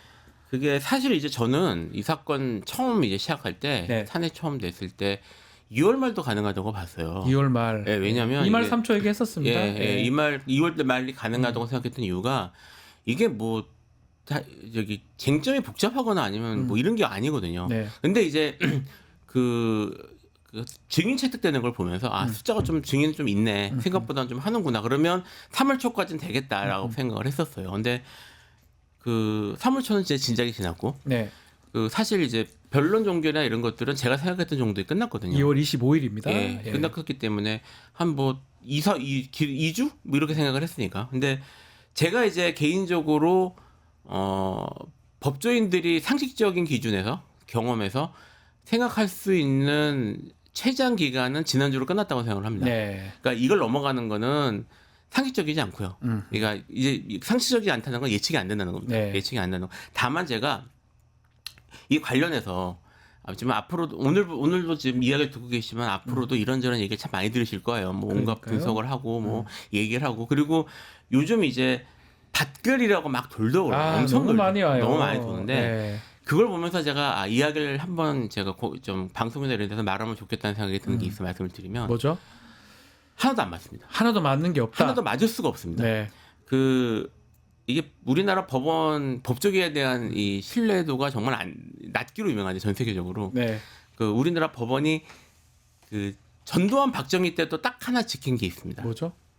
판결 내용을 미리 누설하지 않는 거. 보안을 유지한다면 예. 판결 보안. 판결 네. 보안을 유지하는 거는 그거는 정말 탈가차입니다. 네. 그게 이제 그 판결 보안을 이게 대표적인 케이스가 어떤 거냐면요. 네. 아마 이제 그 법조계에 계신 분들은 뭐 일하면서 한 번 이상 들었을 사건인데 그 법조파동이라고 사법파동이라는 게 있었어요. 사법파동, 예. 그게 이제 박정희가 한참 서슬 펄을 때 박정희가 원하는 대로 대법원이 판결을 안 맞춰줬다고 대법원 대관들을 막 탄압하고 했던 사건인데 네. 그게 미리 내용이 누설되고 판결 내용을 어떻게 했는지 알았으면 판결 낸 다음에 그럴 게 아니라 네. 판결 전에 했었어요. 했었어요. 근데 이게 사법파동이라고 부르는 게 두 번 있었는데 둘 다 끝난 파법 결정이 이제 판결 나오고 그리고 경로에서 했던 것들입니다. 그러니까 그때 당시에도 그런 게 불가능했고요. 그 다음에 박근혜 같은 경우도 그 이번에 계엄 관련해서 얘기 나오면 다시 한번 또 그 얘기가 나오는데 박근혜와 청와대는 탄핵 기각을 확신했다 그러거든요. 네, 그렇게 들었어요. 예. 네. 그러니까 사실 그때 당시에 박근혜 청와대에서도 헌재 분위기를 전혀 몰랐다는 얘기예요. 네, 맞습니다. 그러니까 그런 권력자들이나 독재자들도 헌재나 법원이 어떻게 돌아가는지를 미리 알아내는 게 불가능한데 신문이나 아니면 뉴스, 그러니까 미디어에 나와서 이런저런 얘기하시는 분들이 그런 정부에 접근할 수 있는 방법은 없습니다. 네, 전부 없어요. 자기 추측을 강하게 얘기하는 거고요. 제가 이야기를 또 하는 이유가 최근 밭글들을 저도 받아보는데 네. 보면 정치적 목적이 있는 것 같아요. 그렇죠. 대부분. 예, 네. 그러니까 뭐 이제 사람들 불안감 조성하고 그러니까 뭐 이제 사실 대본이 그거거든요. 이게 헌재 안 될 것 같다, 네. 탄핵 안 될 것 같다 이런 식의 내용들, 불안한 내용들이 사실 많은데 그거 구체적으로 이름 뭐 어느 재판관 이름도 찍어서 막 돌려요. 나올 수 없습니다. 그러니까 그냥 차라리 제 입장에 아까 말씀하셨던 것처럼 이게 뭐 아까 체포도 그렇고 이것도 벌써 그걸 그랬구나 우리가 이런 생각 드시잖아요. 네. 그냥 마음 편하게 기다리시는 게 제일 나은 것 같아요. 자, 그러면 뭐 일단은 뭐 여러 가지 뭐 얘기를 하는 게 사실 저도 그래요. 저도 계속 예측을 해드리고 뭐 법률 그런 남들보다 조금 더 법률을 했기 때문에 경험이 있기 때문에 했는데 안 맞으니까 사실 말씀드리기가 죄송스러운데 그래 그나마 여러 가지 뭐 경우의 수 중에는 이견이 있다 재판관들 또 문구를 끝까지 조율하고 있다 아니면 마지막 세 가지 정도가 세 번째가 뭐냐면 전원 일치하려고 계속 시간 끌고 있다 이러는데 그나마 뭐 이런 질문도 좀 의미는 없긴 하지만 어떤 거 같습니까? 글쎄요, 저는 이 세 개가 뭐 경우의 수 다라고 봐야 되겠죠. 뭐 그냥 끌고 있다는 건 아닐 거 아니에요. 그냥 끌 리는 없다고 네. 봐야 되고. 그러니까요. 뭐 문구를 조율하는 게 저는 그나마 그러니까 저도 이게, 그렇게 생각이 들긴 하는데 네. 그러기엔 너무 길어요. 너무 길어져요. 지금까지 이번 주까지는 어제까지는 통지가 고지가 돼야 됐었는데 이번 주에 안 된다면 사실은 지금도 한 일주일 정도 오버된 상황인데 다음 주까지 간다는 건 사실 납득하기 어렵거든요. 그렇죠. 사실 뭐 그런 얘기도 있었지 않습니까? 3월 12일 전에 네. 선거를 하면은 이제 보궐선거랑 같이 할 수 있으니까 그러면은 뭐 300억 정도의 예산을 네. 뭐 줄일 수가 있다라고 하는데 선거 비용을 좀 줄일 수가 있다라고 네. 이제 그런 얘기도 있었는데 그런 이야기 그런 거 다 무의미하다. 다 그리고 필요 없다.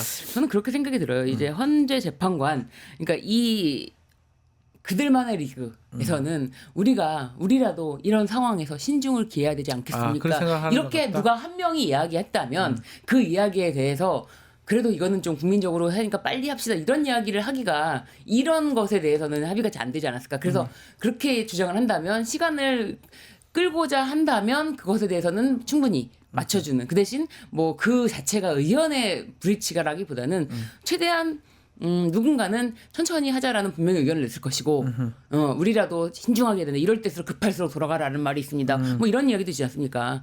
그래서 이제 그런 것에 대해서는 그들만의 리그에서는 그래 우리라도 좀 우리가 이제 마지막 부르담 이렇게 생각하면서 시간에 대해서 이제 무제한 지금 거의 그럼 차라리 그런 경우라면 누구 말대로 스케줄이라도 좀 알려주는 게 낫지 않나요? 예를 들어서 12일 정도에 우리 2주 정도 더 걸릴 것 같다. 기다려라.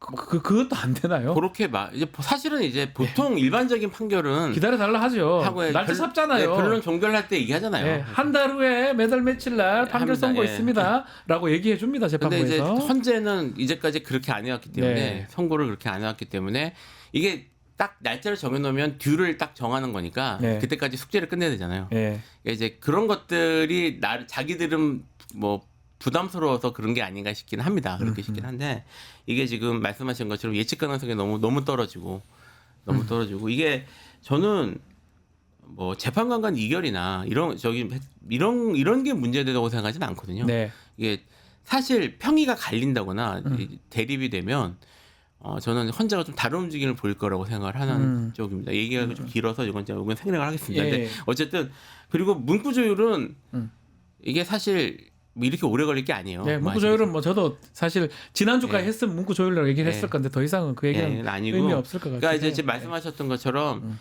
헌재가 그 여러 가지 그 재판 외적인 것들을 고려하면서 판결 시기를 잰다거나 그러니까 뭐 사실 이제 특히 헌재 같은 경우는 그 이제 진보냐 보수냐 딱 갈리잖아요. 갈리기도 하고 누가 나를 임명했냐 이런 게 갈리기도 그렇죠. 하고.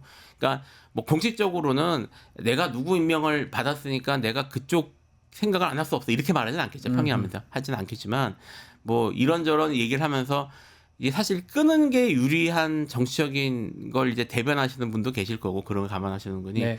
그런 분들이 시기주를 얘기를 하면서 그쪽에 있어서 일치가 안 되는 게 아닌가 그런 느낌이 좀 들어요. 뭐 그렇게 봐도 될 것 같습니다. 네. 어쨌든 오늘 고지는 안 될라나요? 뭐지 말할 수도 없는 것 같아요. 그냥 네. 뭐 기다릴 수밖에 없는 네. 것 같은데 저는 국민들은 어쨌든 뭐 8대 0으로 이거는 결론은 8대 0이다 이렇게 네, 보시는 맞습니다. 거군요. 그것에 네. 대해 흔들리지 않기 때문에 저는 그렇게 이제는 조금 오히려 지치지 않게 되었어요. 사실 뭐 월요일, 화요일, 수요일 막 계속 이렇게 특히 수요일만 막 기다리고 그랬는데 네. 근데 이제 이렇게 시간을 끌다 보니까 일반 국민들께서도 뭐 탄핵을 바라는 국민들께서도 헌법재판소 뭐 하냐라고 이제 많이 이제 화를 내시고 하는데 네. 그런 거는 좀 아직까지 좀 지양해야 되지 않나 저는 그렇게 생각합니다. 이제 법조인들 지금 사실 언론에서 보도되는 거 보면은 뭐 탄핵 기각과 탄핵 찬성에 대해서 이런저런 팽팽하고도 복잡하고도 이런 논쟁들이 벌어지는 것처럼 보도를 합니다만 네. 사실은 전혀 아닙니다. 네. 전혀 아니고요. 저도 이제 학자들 뭐 헌법학자들 이런 분들 얘기를 좀 들어보면 없는 건 아닌데요. 한 90% 이상은 다 끝난 거고 그 중에 저도 이제 그 생각입니다. 몇몇 사람들이 사실은 그런 분이 있는 거라 사실 논쟁거리가 별로 없어요. 없고 이게 지금 이게 뭐 최근부터 각하 얘기를 또 하더라고요. 이렇게 해서 이제 그 전에 기각 얘기를 했지만 기각 각하 전부 법리적으로 말이 안 됩니다. 여기서 지금 제가 법리적인 얘기를 자세히 하긴 좀 그렇지만 그런 거 걱정하지 않으셔도 됩니다. 그런 거 걱정하지 않으셔도 되고 그러니까 저는 이렇게 말씀드리고 싶어요. 그러니까 뭐 시기를 조절하는 거 어쨌든 시기는 어쨌든 조절하는 건 맞는 것 같아 보이는데 이번 주까지 온 걸 봐서는 제가 아까 얘기했던 것처럼 차라리 그냥 잊어버리고 저 다른 거 즐기시다가 다른 거 하시다가 그럴 수가 없습니다. 그럴 수가 네, 예, 없어요. 집회에 나가야 됩니다. 네, 다른 거 하고 있고 잊으면 안 됩니다. 사실은 그렇게 하다가 어떻게 보면은 갑자기 구속 취소가 됐다 이런 생각이 네, 들어서 그래서 또- 저는 우리가 할 수 있는 각자의 자리에서 할 수 있는 모든 거를 다 해야 된다. 네, 뭐 구속 예. 취소도 컸던 것 같아요. 예, 예. 만약에 윤석열이 밖에 나오지 않았으면 이 정도 걱정까지는 안 올라왔을 건데 그러니까 사법부를 못 믿는 거 아니겠습니까? 헌법재판소도 사법기관으로 보면 같이 이렇게 우리가 알 수 없는 국민들이 알 수 없는 어떤 법조인도 알 수 없는 그런 것들 0.00001%의 가능성을 100% 가능성 만드는 거 그런 것들을 불안해하는 게 아닌가 생각이 듭니다. 자, 마은혁 후보자를 아직 최상목 대행이 임명을 하지 않고 있습니다.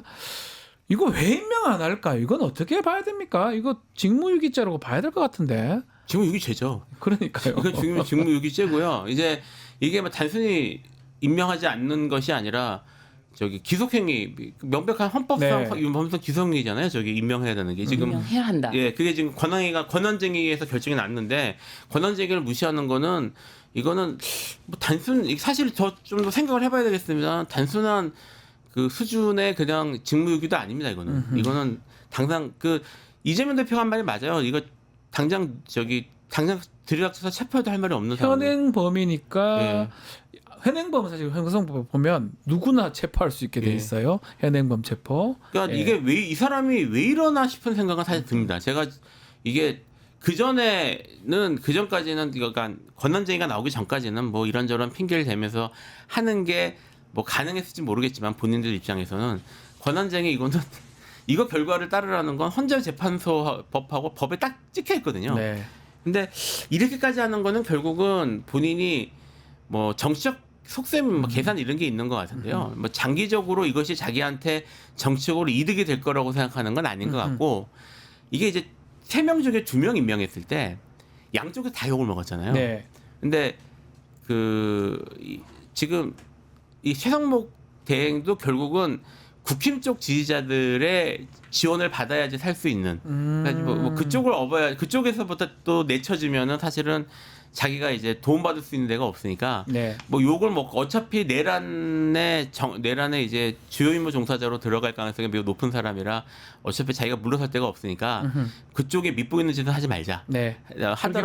하더라도 내 손에 피를 묻히지 말자. 뭐 이런 생각을 하는 게 아닌가 싶은 생각이 근데 개인적으로 이게 듭니다. 정말 전형적으로 헌법 수호의 의지가 없음을 온몸으로 표현하는 거거든요. 네. 매 순간순간 숨쉬는 순간순간마다 헌법 수호의 의지가 없다. 나는 헌법 수호의 의지가 없는 사람이다. 라고 계속 표현하는 거기 때문에 지금 당장 탄핵을 한다고 하더라도 이것에 대해서는 더 이상 이론의 여지가 없다. 헌법 수호의 의지가 없다는 이유로 박근혜 씨가 탄핵이 된 겁니다. 맞습니다. 그만큼 네. 헌법 수호의 의지가 없는 사람이 국정에 손을 댄다는 거는 있을 수가 없는 일인데 네. 어제는 퍼스널 칼라를 이제 본다면서 대보면서 굉장히 해맑은 표정을 지었는데 네.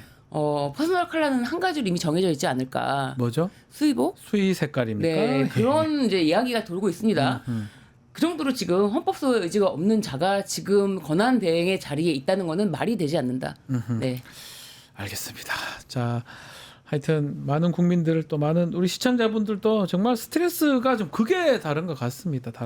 나라 걱정하는 마음이겠죠. 아마도 정상적으로 가는 모습, 그 모습 언제 또 이루어질지 보여줄지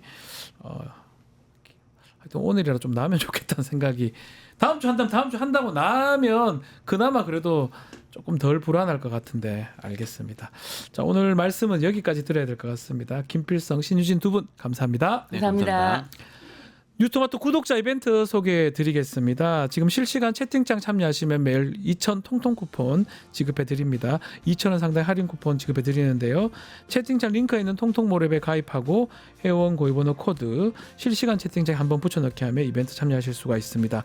댓글 달면 하루 5번까지 5,000 통통 쿠폰 드리고요. 자세한 내용은 아래 더보기란 참고하실 수가 있습니다. 이어서 뉴스인사 프라임 진행이 됩니다. 쇼미더민심 어디 가지 마시고 조금만 기다려 주십시오.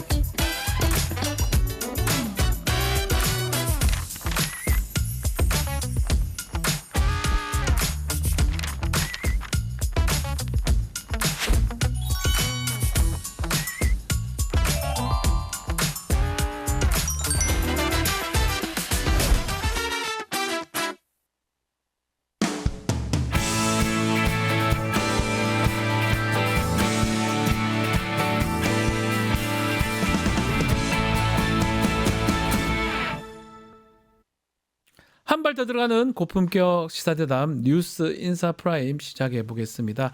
목요일 쇼미더 민심입니다. 유니용 오피니언스 대표, 박영식 시사정치 에디터 함께합니다. 안녕하십니까? 반갑습니다. 자, 이번 조사 개요부터 소개해드리겠습니다. 뉴스토마토 의뢰로 지난 17일부터 18일까지 이틀간 18세 이상 전국 성인 남녀 1,037명 대상으로 실시했으며 표본 오차가 95%, 신뢰 수준이 플러스 마이너스 3.0%포인트입니다. 무선 전화 방식이고요. 응답률은 4.4%로 집계됐습니다. 자, 요 탄핵 선고, 심판 선고일 아직 미정입니다. 이제 요 질문이 좀 뭐 가능한 질문인지는 모르겠는데 윤석열이 기각돼서 대통령실 복귀하게 되면 2차 비상계엄 선포 가능성 있는지 없는지 그거 조사를 해봤는데 결과 박영식 에디터 좀 소개해 주시죠. 네, 뭐 불편한 과정이긴 하지만 예. 유의미한 조사라고도 볼 수 있겠습니다. 예. 일단 윤석열 씨가 복귀를 한다라는 이 가정을 하게 될 경우에 국민 절반 이상은 2차 비상계엄 선포 가능성이 있다. 이렇게 받아봤습니다. 55%네요. 보시는 그대로 선포 가능성이 있다가 55.1%고요. 선포 가능성이 없다가 40.3%고 잘 모르겠다가 4.6%라고 답을 했습니다. 네. 이거 결과를 보니까 2030 그리고 수도권 쪽에서 좀 비교적 정치색이 많이 없는 네. 이런 응답층들에서 절반 이상이 이제 추가 계엄이 있을 거다라고 이제 전망했다고 이렇게 좀 정리할 수 있겠습니다. 이것도 보면 정치 좀 성향별 뭐 진보냐 예. 보수냐 국민의힘 지지자냐 민주당 지지자냐 등에 따라서 좀 달라질 것 같습니다. 제가 할까요? 예. 표집이요. 예. 진보 성향층에서는 뭐 80.4%가 선포 가능성이 있다라고 네. 보는 것이고, 그러면 여기서 더 또 선포 가능성이 있다고 생각할 것은 민주당 지지층이겠죠. 민주당 지지층이겠죠. 예, 그게 이제 진보 성향층이면 그보다 성향이 더 강하게 예. 그 정당 진영의 대표 정당 지지층이라고 할 수 있는데 민주당 예. 지지층에서는 92.3%. 그러니까 돌아오면 우리 다 죽는다 이거네요. 예, 그러니까 최근에 이렇게 진보 성향층이나 이제 야당 지지층들이 예. 상당히 사실은 그 불안도가 높다는 것은 이제 여기서 확인이 되는 것이라고 할 수 있고요. 돌아오면 92.3이면 그 100%라는 거잖아요. 그리고 이게 보면 중도층에서도 62.9%. 네. 그러니까 중도층에서도 10명 중 6명 이상이 선포 가능성이 있다고 응답을 하고 있는 것이고요. 심지어 보수 성향층이라고 응답한 사람들 중에서도 30.5%. 네. 그러니까 10명 중 3명 이상이 보수층에서도 선포 가능성이 있는 것 아니냐라고 응답을 하고 있는 것이니까 네. 지금 뭐 윤석열 대통령 입장에서는 이제 뭐 그런 가능성이 없다거나 아니면 1차는 단순히 계몽령이었다라고 얘기하고 있는 것인데, 그것이 이제 어떤 부분들한테는 수긍이 갈 수도 있겠지만 지금 중도층 등 대부분의 사람들에게는 그것을 이제 받아들이지 못하고 있는 것이니까 네. 조사에서 확실히 좀 확인이 되는 상황이고요. 예. 20대 30대에서도 뭐 50% 이상 선포 가능성이 있다라고 응답을 하고 있으니까 이 불안도가 좀 폭넓게 퍼져 있는 것은 사실인 것 같아요. 돌아오면 2차 비상계엄 일어날 것이다 우려하고 있어요. 탄핵 기각될 때. 그러니까 결국 지금 보면 92.3%라는 건 그냥 돌아오면 우리 죽었다 이렇게 느껴지거든요. 어떻게 봐야 됩니까? 예. 그러니까 뭐 너무 당연한 응답 같아요. 그러니까 뭐 어쩌면 기존에 그 윤석열 씨가 했던 발언들, 뭐 사령관들이 지시로 받았던 응답들이 뭐 그런 거 아니겠습니까? 문 부수고 들어가서 끌어내, 총을 쏴서라도 들어가서 끌어내, 포고령 위반이다 체포해, 그리고 계엄이 해제돼도 2번 3번 내가 하면 돼. 이제 이런 성정을 갖고 있는 인물이다 보니까 윤석열 씨의 비정상적인 사고라는 게 이미 대중에게 노출된 상황이고, 네. 툭하면 경노하고 극노하고 또 음주를 너무 자주 즐겨가지고 이성적이지 못하다라는 거를 뭐 국민들이 다수 알고 계신데, 그러니까요. 만약에 돌아오게 된다는 불편한 가정을 했지만 이 결과를 전망한다라고 하면 당연히 2차 비상계엄은 상수 아니겠느냐. 그러니까 한 번이 어렵지 2번은 쉬운 것이고, 한 번은 또 연습인데 두 번째 또 실전이 되는 거고, 되는 겁니까? 평생 감옥에서 썩을지도 몰랐던 위기에 놓였던 사람이 돌아오게 되면 그 절박함과 조급함 때문에 내가 반드시 살아남겠다라는 어떤 의지가 있지 않겠습니까? 네. 게다가 저희가 이따 뒤에 기회가 있을지 모르겠습니다만 오늘 다뤄주셨던 내용 중에는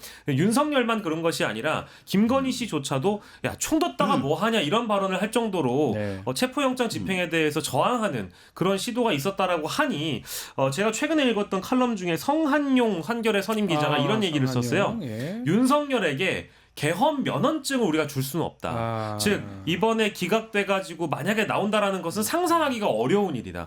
이게 계엄에 대해서 정당성을 부여하고 헌법재판소가 그렇게 판단을 해버리면 네. 이 윤석열이라는 사람은 반드시 2차 계엄을 할 수밖에 없다. 그런 상황이라고 글을 써놨는데요. 저도 뭐 100% 동의하고 밖에서 지금 계몽령이라고 떠들고 있는 사람들이 어떻게 생각하겠습니까? 지금 이미 이 계엄은 정당하다라고 주장을 하고 있는데 싹 다 이 사람들 마음에 안 드는 반대 진영 사람들 수거해가지고 영현백이라고 불리는 시체백에 담아가지고 어떻게 할지 몰랐던 그런 상황이 이미 보도가 됐는데 이거를 만약에 그런다라고 한다면 실제 기각의 가능성이 있다라고 한다면 이건 뭐 대한민국이 국가로서 존립하기가 어렵다라고 보고요. 네. 참고로 저희가 시작하면서 이 제일 중요한 걸 말씀을 안 드렸습니다. 네.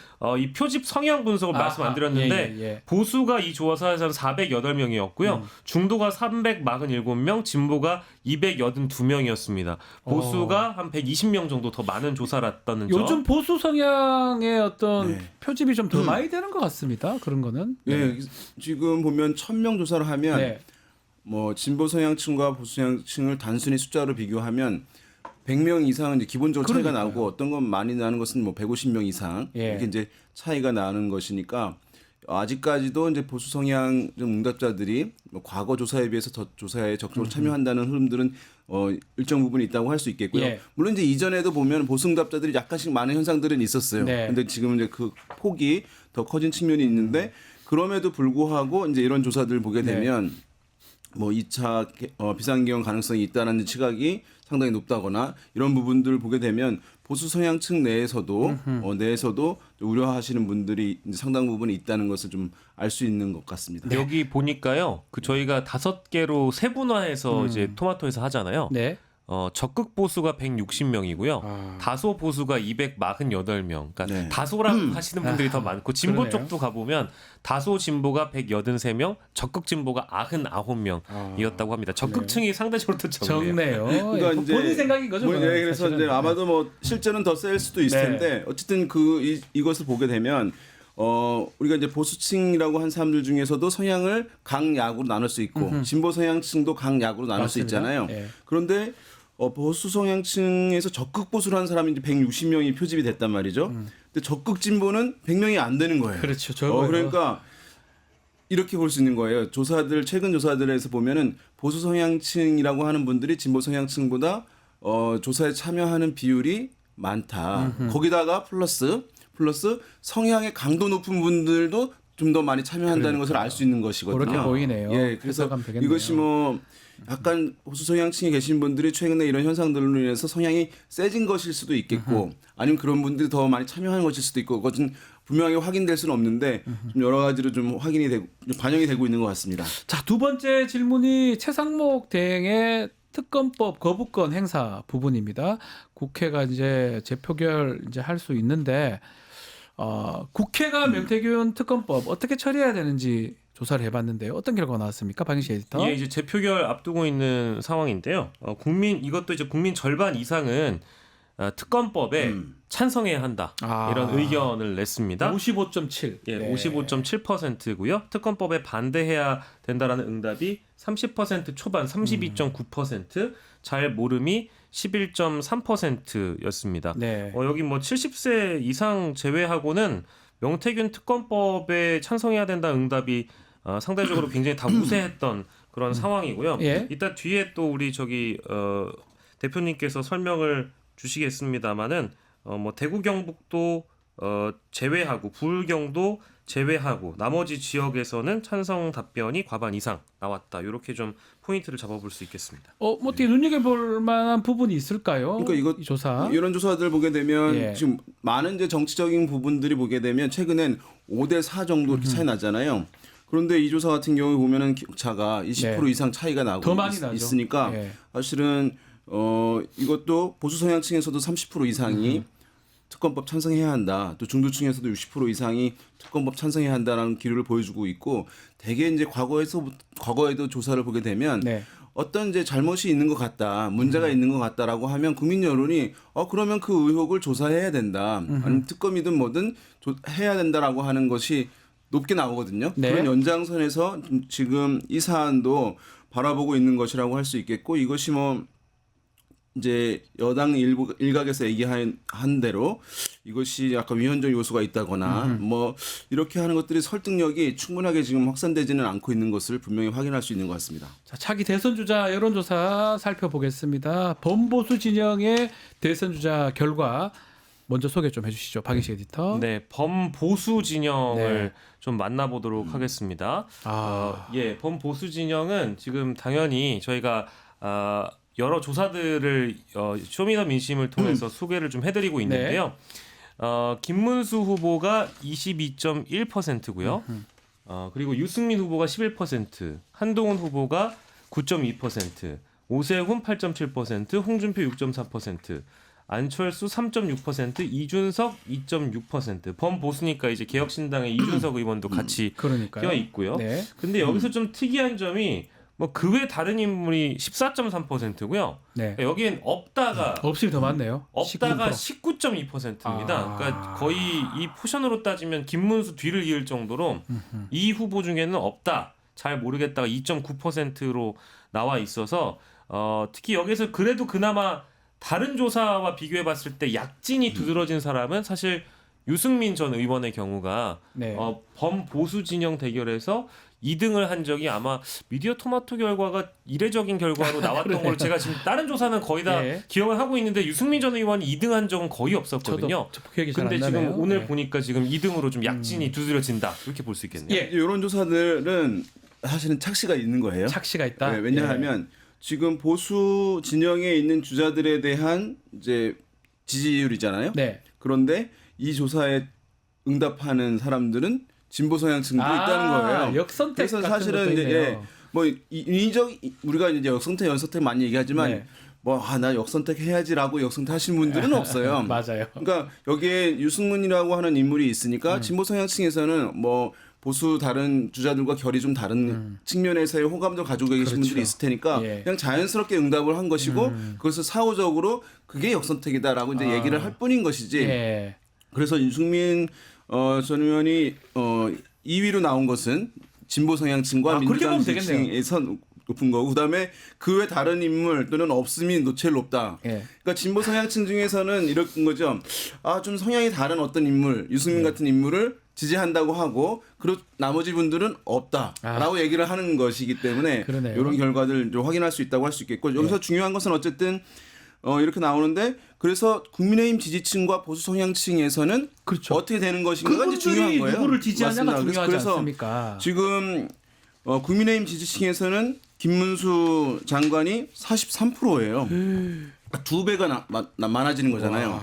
그러니까 이런 경우는 우리가 뭐라고 얘기하냐면 순도가 높다라고 얘기해요. 예. 순도가. 왜냐하면 그 해당 지지층에서의 지지가 확실히 높아진다고 하면은 예. 그리고 보수 성향층 전체로 봤을 때도 36.7%가 김문수 후보를 장관을 지지한다고 얘기하고 있으니까 그러면 이제 다른 후보들이랑 격차가 아주 크거든요. 네. 그래서 지금 현재의 흘러나온 얘기가 지금 현재 경선 룰대로 이렇게 프로세스가 진행되면 김문수 장관 가능성이 매우 매우 높죠. 높은 것 매우 아니냐라고 높죠, 이제 그러면. 볼 수밖에 없는 게 여기에 있겠고 네. 만약에 이제 지금의 룰이 아니라 뭔가 좀 다른 룰을 변화를 가져간다고 했을 경우에는 좀 다른 후보들도 가능성이 좀 있는 것인데 지금 요 짧은 기간 네. 그다음에 현재의 룰 이렇게 한다면 김문수 장관이 상당히 이제 유리한 흐름인 거죠. 한동훈 전 대표 어떡합니까? 뭐 김종인 비대위원장은 한동훈을 능가할 인물은 없다 이렇게 얘기했던 것 같은데 지금 상황상으로는 그렇지는 않은 것 같아요. 일단은 뭐 첫 번째로 김종인 네. 전 비대위원장이 정치권에서 늘 이제 뭐랄까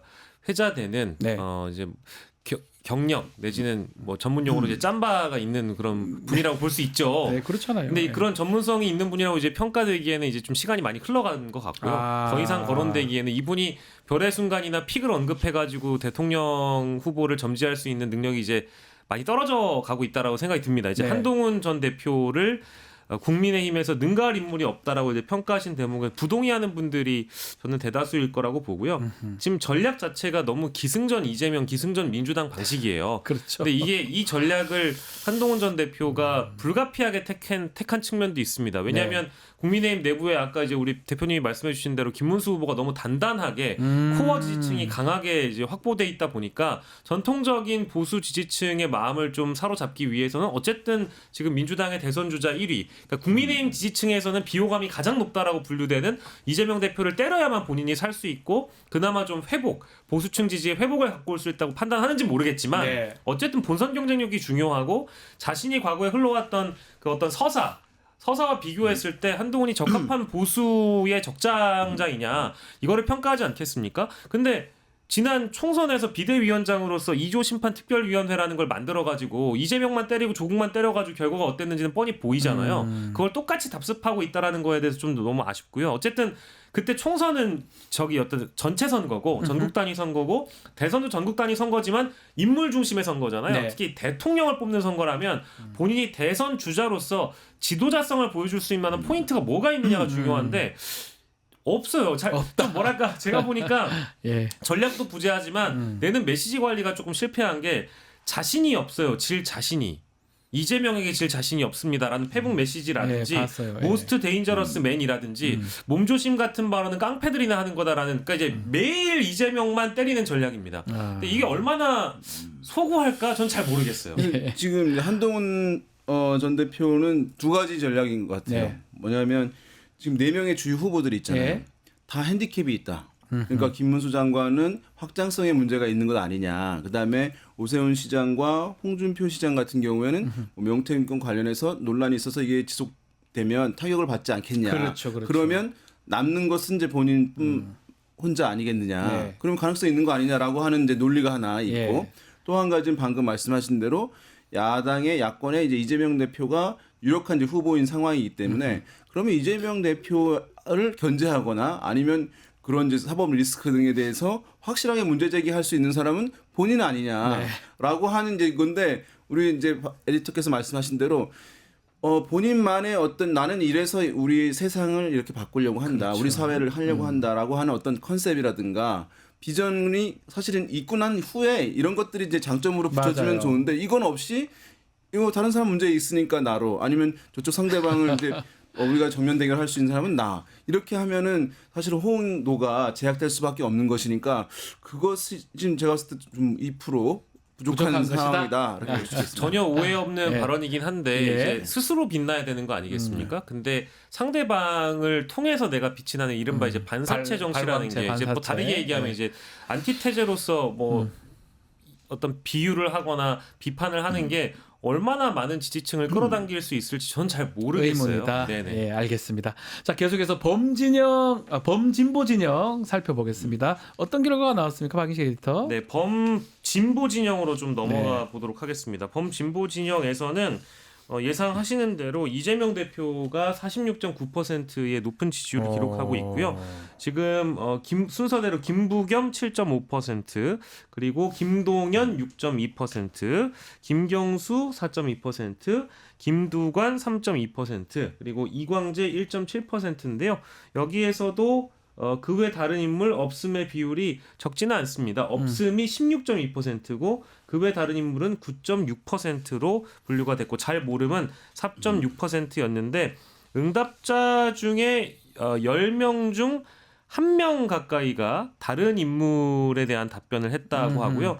하지만 전 지역과 전 연령층에서는 이재명 대표가 항시 우세했습니다. 이것도 마찬가지로 좀 진보 진영으로 보면 네. 좀 더 높겠죠, 이재명 대표가. 그래서 진보 성향층이라고 하는 사람들 중에서는 76%가 아이고야. 그다음에 민주당 지지층에서는 87%. 87%요? 네, 그러니까 그러면 다른 이제 주자들 민주당 지지층만 놓고 봤을 때 다른 이제 후보들 있잖아요, 인물들 네. 1, 2%대인 것이니까 그렇죠. 사실은 지금 뭐 정상적으로 비교할 수 있는 상황이 아닌 것이라고 얘기할 수 있겠고요. 네. 호남에서도 이제 뭐 이재명 대표에 대해서는 50% 이상 50% 이상. 이제 호남에서 지지를 얻고 있는 그런 상황이니까 예. 지금 뭐 다른 변수들이 있어서 어떻게 될지 모르겠습니다만은 지금 이 상황으로 이제 간다고 했을 때 여기서 뭔가 변화가 나타나기는 단기간에 사실은 잘 쉽지는 않은 상황이죠. 이걸로 봤을 때는 왜냐하면 거죠?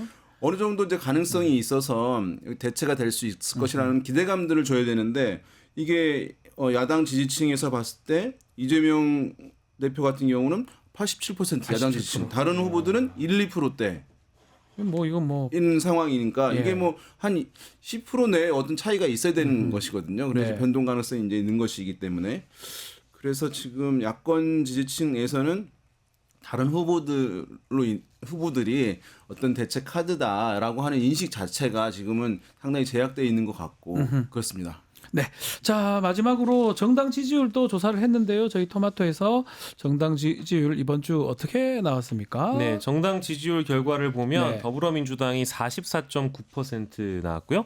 국민의힘이 37.5%, 조국혁신당 3.7, 개혁신당 1.7, 진보당 0.7, 지지하는 정당 없음 7.6, 그 외 다른 정당이 2.9%, 잘 모르겠다가 1%였습니다. 민주당의 지지율이 어쨌든 다시 반등하면서 국민의힘을 앞선 결과가 그러네요. 이 조사에선 나왔고요. 2주 만에 민주당은 40%대 지지율을 회복을 한 것이고 반면에 국민의힘의 경우에는 30%대 지지율로 내려갔습니다. 이게 유의미한 것은 오차범위 아니고요. 네. 오차범위 밖에서 이제 밖이에요. 벌어졌고 밖이에요. 2주 만에 다시 크로스가 됐다라는 점이 포인트로 보입니다. 우리 기준상 뉴스토마토 기준상으로 보면 지금 표가 나와 있는데 네. 크로스 현상이 일어났습니다. 다른 조사들 보면 오차범위 밖으로 좀 벌어지는 모양새예요. 민주당하고 국민의힘 어떻게 분석하십니까? 그래서 이제 보면 이게 뭐 지난달 같은 경우에는 네. 상당히 이제 붙어 있는 흐름들이 있었는데 최근 나오는 조사들 보면은 그 격차가 조금씩 벌어지는 부분들이 이제 있거든요. 네. 근데 여기서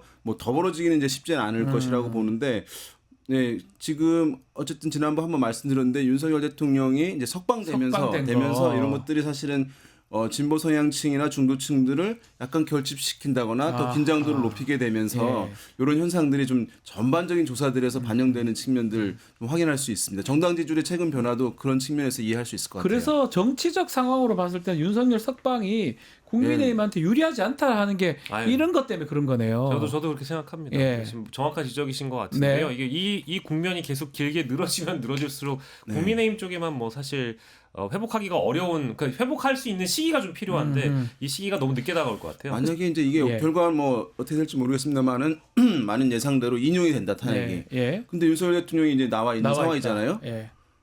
국민의힘은 대선 캠페인 자체를 정상적으로 진행하기가 제가 봤을 때 지금 쉽지 않아요. 이 캠페인 메시지가. 자체가 안 될 것 같은데요. 예, 왜냐하면 대선에 한다고 한다면 윤석열 대통령을 일단 이제 완전히 외면한 상황에서 새로운 인물이 필요하다. 이 사람이 될 것 같다라고 해야 되는데 여기 이제 마음속에 대통령이 남아 있는 거예요. 보수층한테. 이 캠페인이 될 수가 없잖아요. 캠페인이 안 되는 거죠. 예. 그다음에 이 탄핵에 대해서 계속 문제가 있다는 얘기를 할 수밖에 없는 거예요. 지금 그래서 강성 지지층을 시간 끌고 예. 끌었으면 좋겠고 기각이니 각하니 이런 얘기를 그쪽에서 할 수밖에 없는 거네요 보니까. 그렇죠. 근데 아마도 속마음은 뭐 민주당만큼이나 더 강렬한 어떤 진정성을 아마 갖고 이 탄핵이 빨리 인용됐으면 좋겠다는 마음을 지도부나 예. 대선 주자 정도는 분명히 갖고 있을 있겠죠. 거라고 보고 예. 아마 심지어 이거는 뭐 제 추측인데요. 빨리 재구속됐으면 좋겠다라는 생각을 할지도 모르겠습니다. 아하. 왜냐하면 파면되고 나면 어쨌든 사조로 돌아가는 것이고 공개적인 활동이 가능하다라고도 볼 수 있는 거거든요. 그러면 이게 실제 우리가 과거에 질문이 나왔던 것처럼 어떤 뭐 연설을 하기 위해서 연단에 올라간다라든지 아니면 자신이 누군가를 선출되게끔 만들어줄 수는 없어도 누군가한테 소금을 뿌리는 역할은 충분히 할 수 있다는 생각을 할지도 모르겠습니다. 네. 윤석열 본인이. 그러면 뭐 국민의힘의 대선 캠페인은 다 죄송한데 좀 망한 거죠. 네. 이러지도 못하고 저러지도 못하는 상황이 된다라는 판단을 할 거기 때문에 죄송한 얘기입니다만 아마 지도부나 네. 대선 주자들은 인용뿐만 아니라 윤석열의 재구속을 바라는지도 모르겠다. 그럴 수도 이런 있다. 생각까지 좀 듭니다. 알겠습니다. 자, 오늘 민심 좀 들여다봤습니다.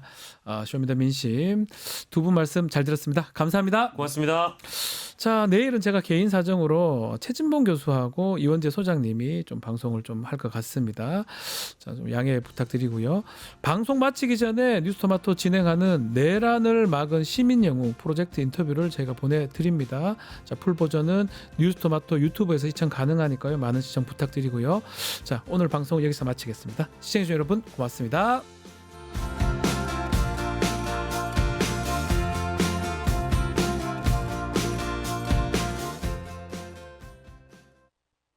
내 가슴속의 울분을 여기 불이잖아. 촛불로 대신하는 거야. 그리고 이 가슴속에 이 소리를 담고 있으면 병나요. 암 걸려. 이 화기를, 내 몸속에 이 화를 토해내야 하는 거야. 우리 처음 사기라 그랬잖아요.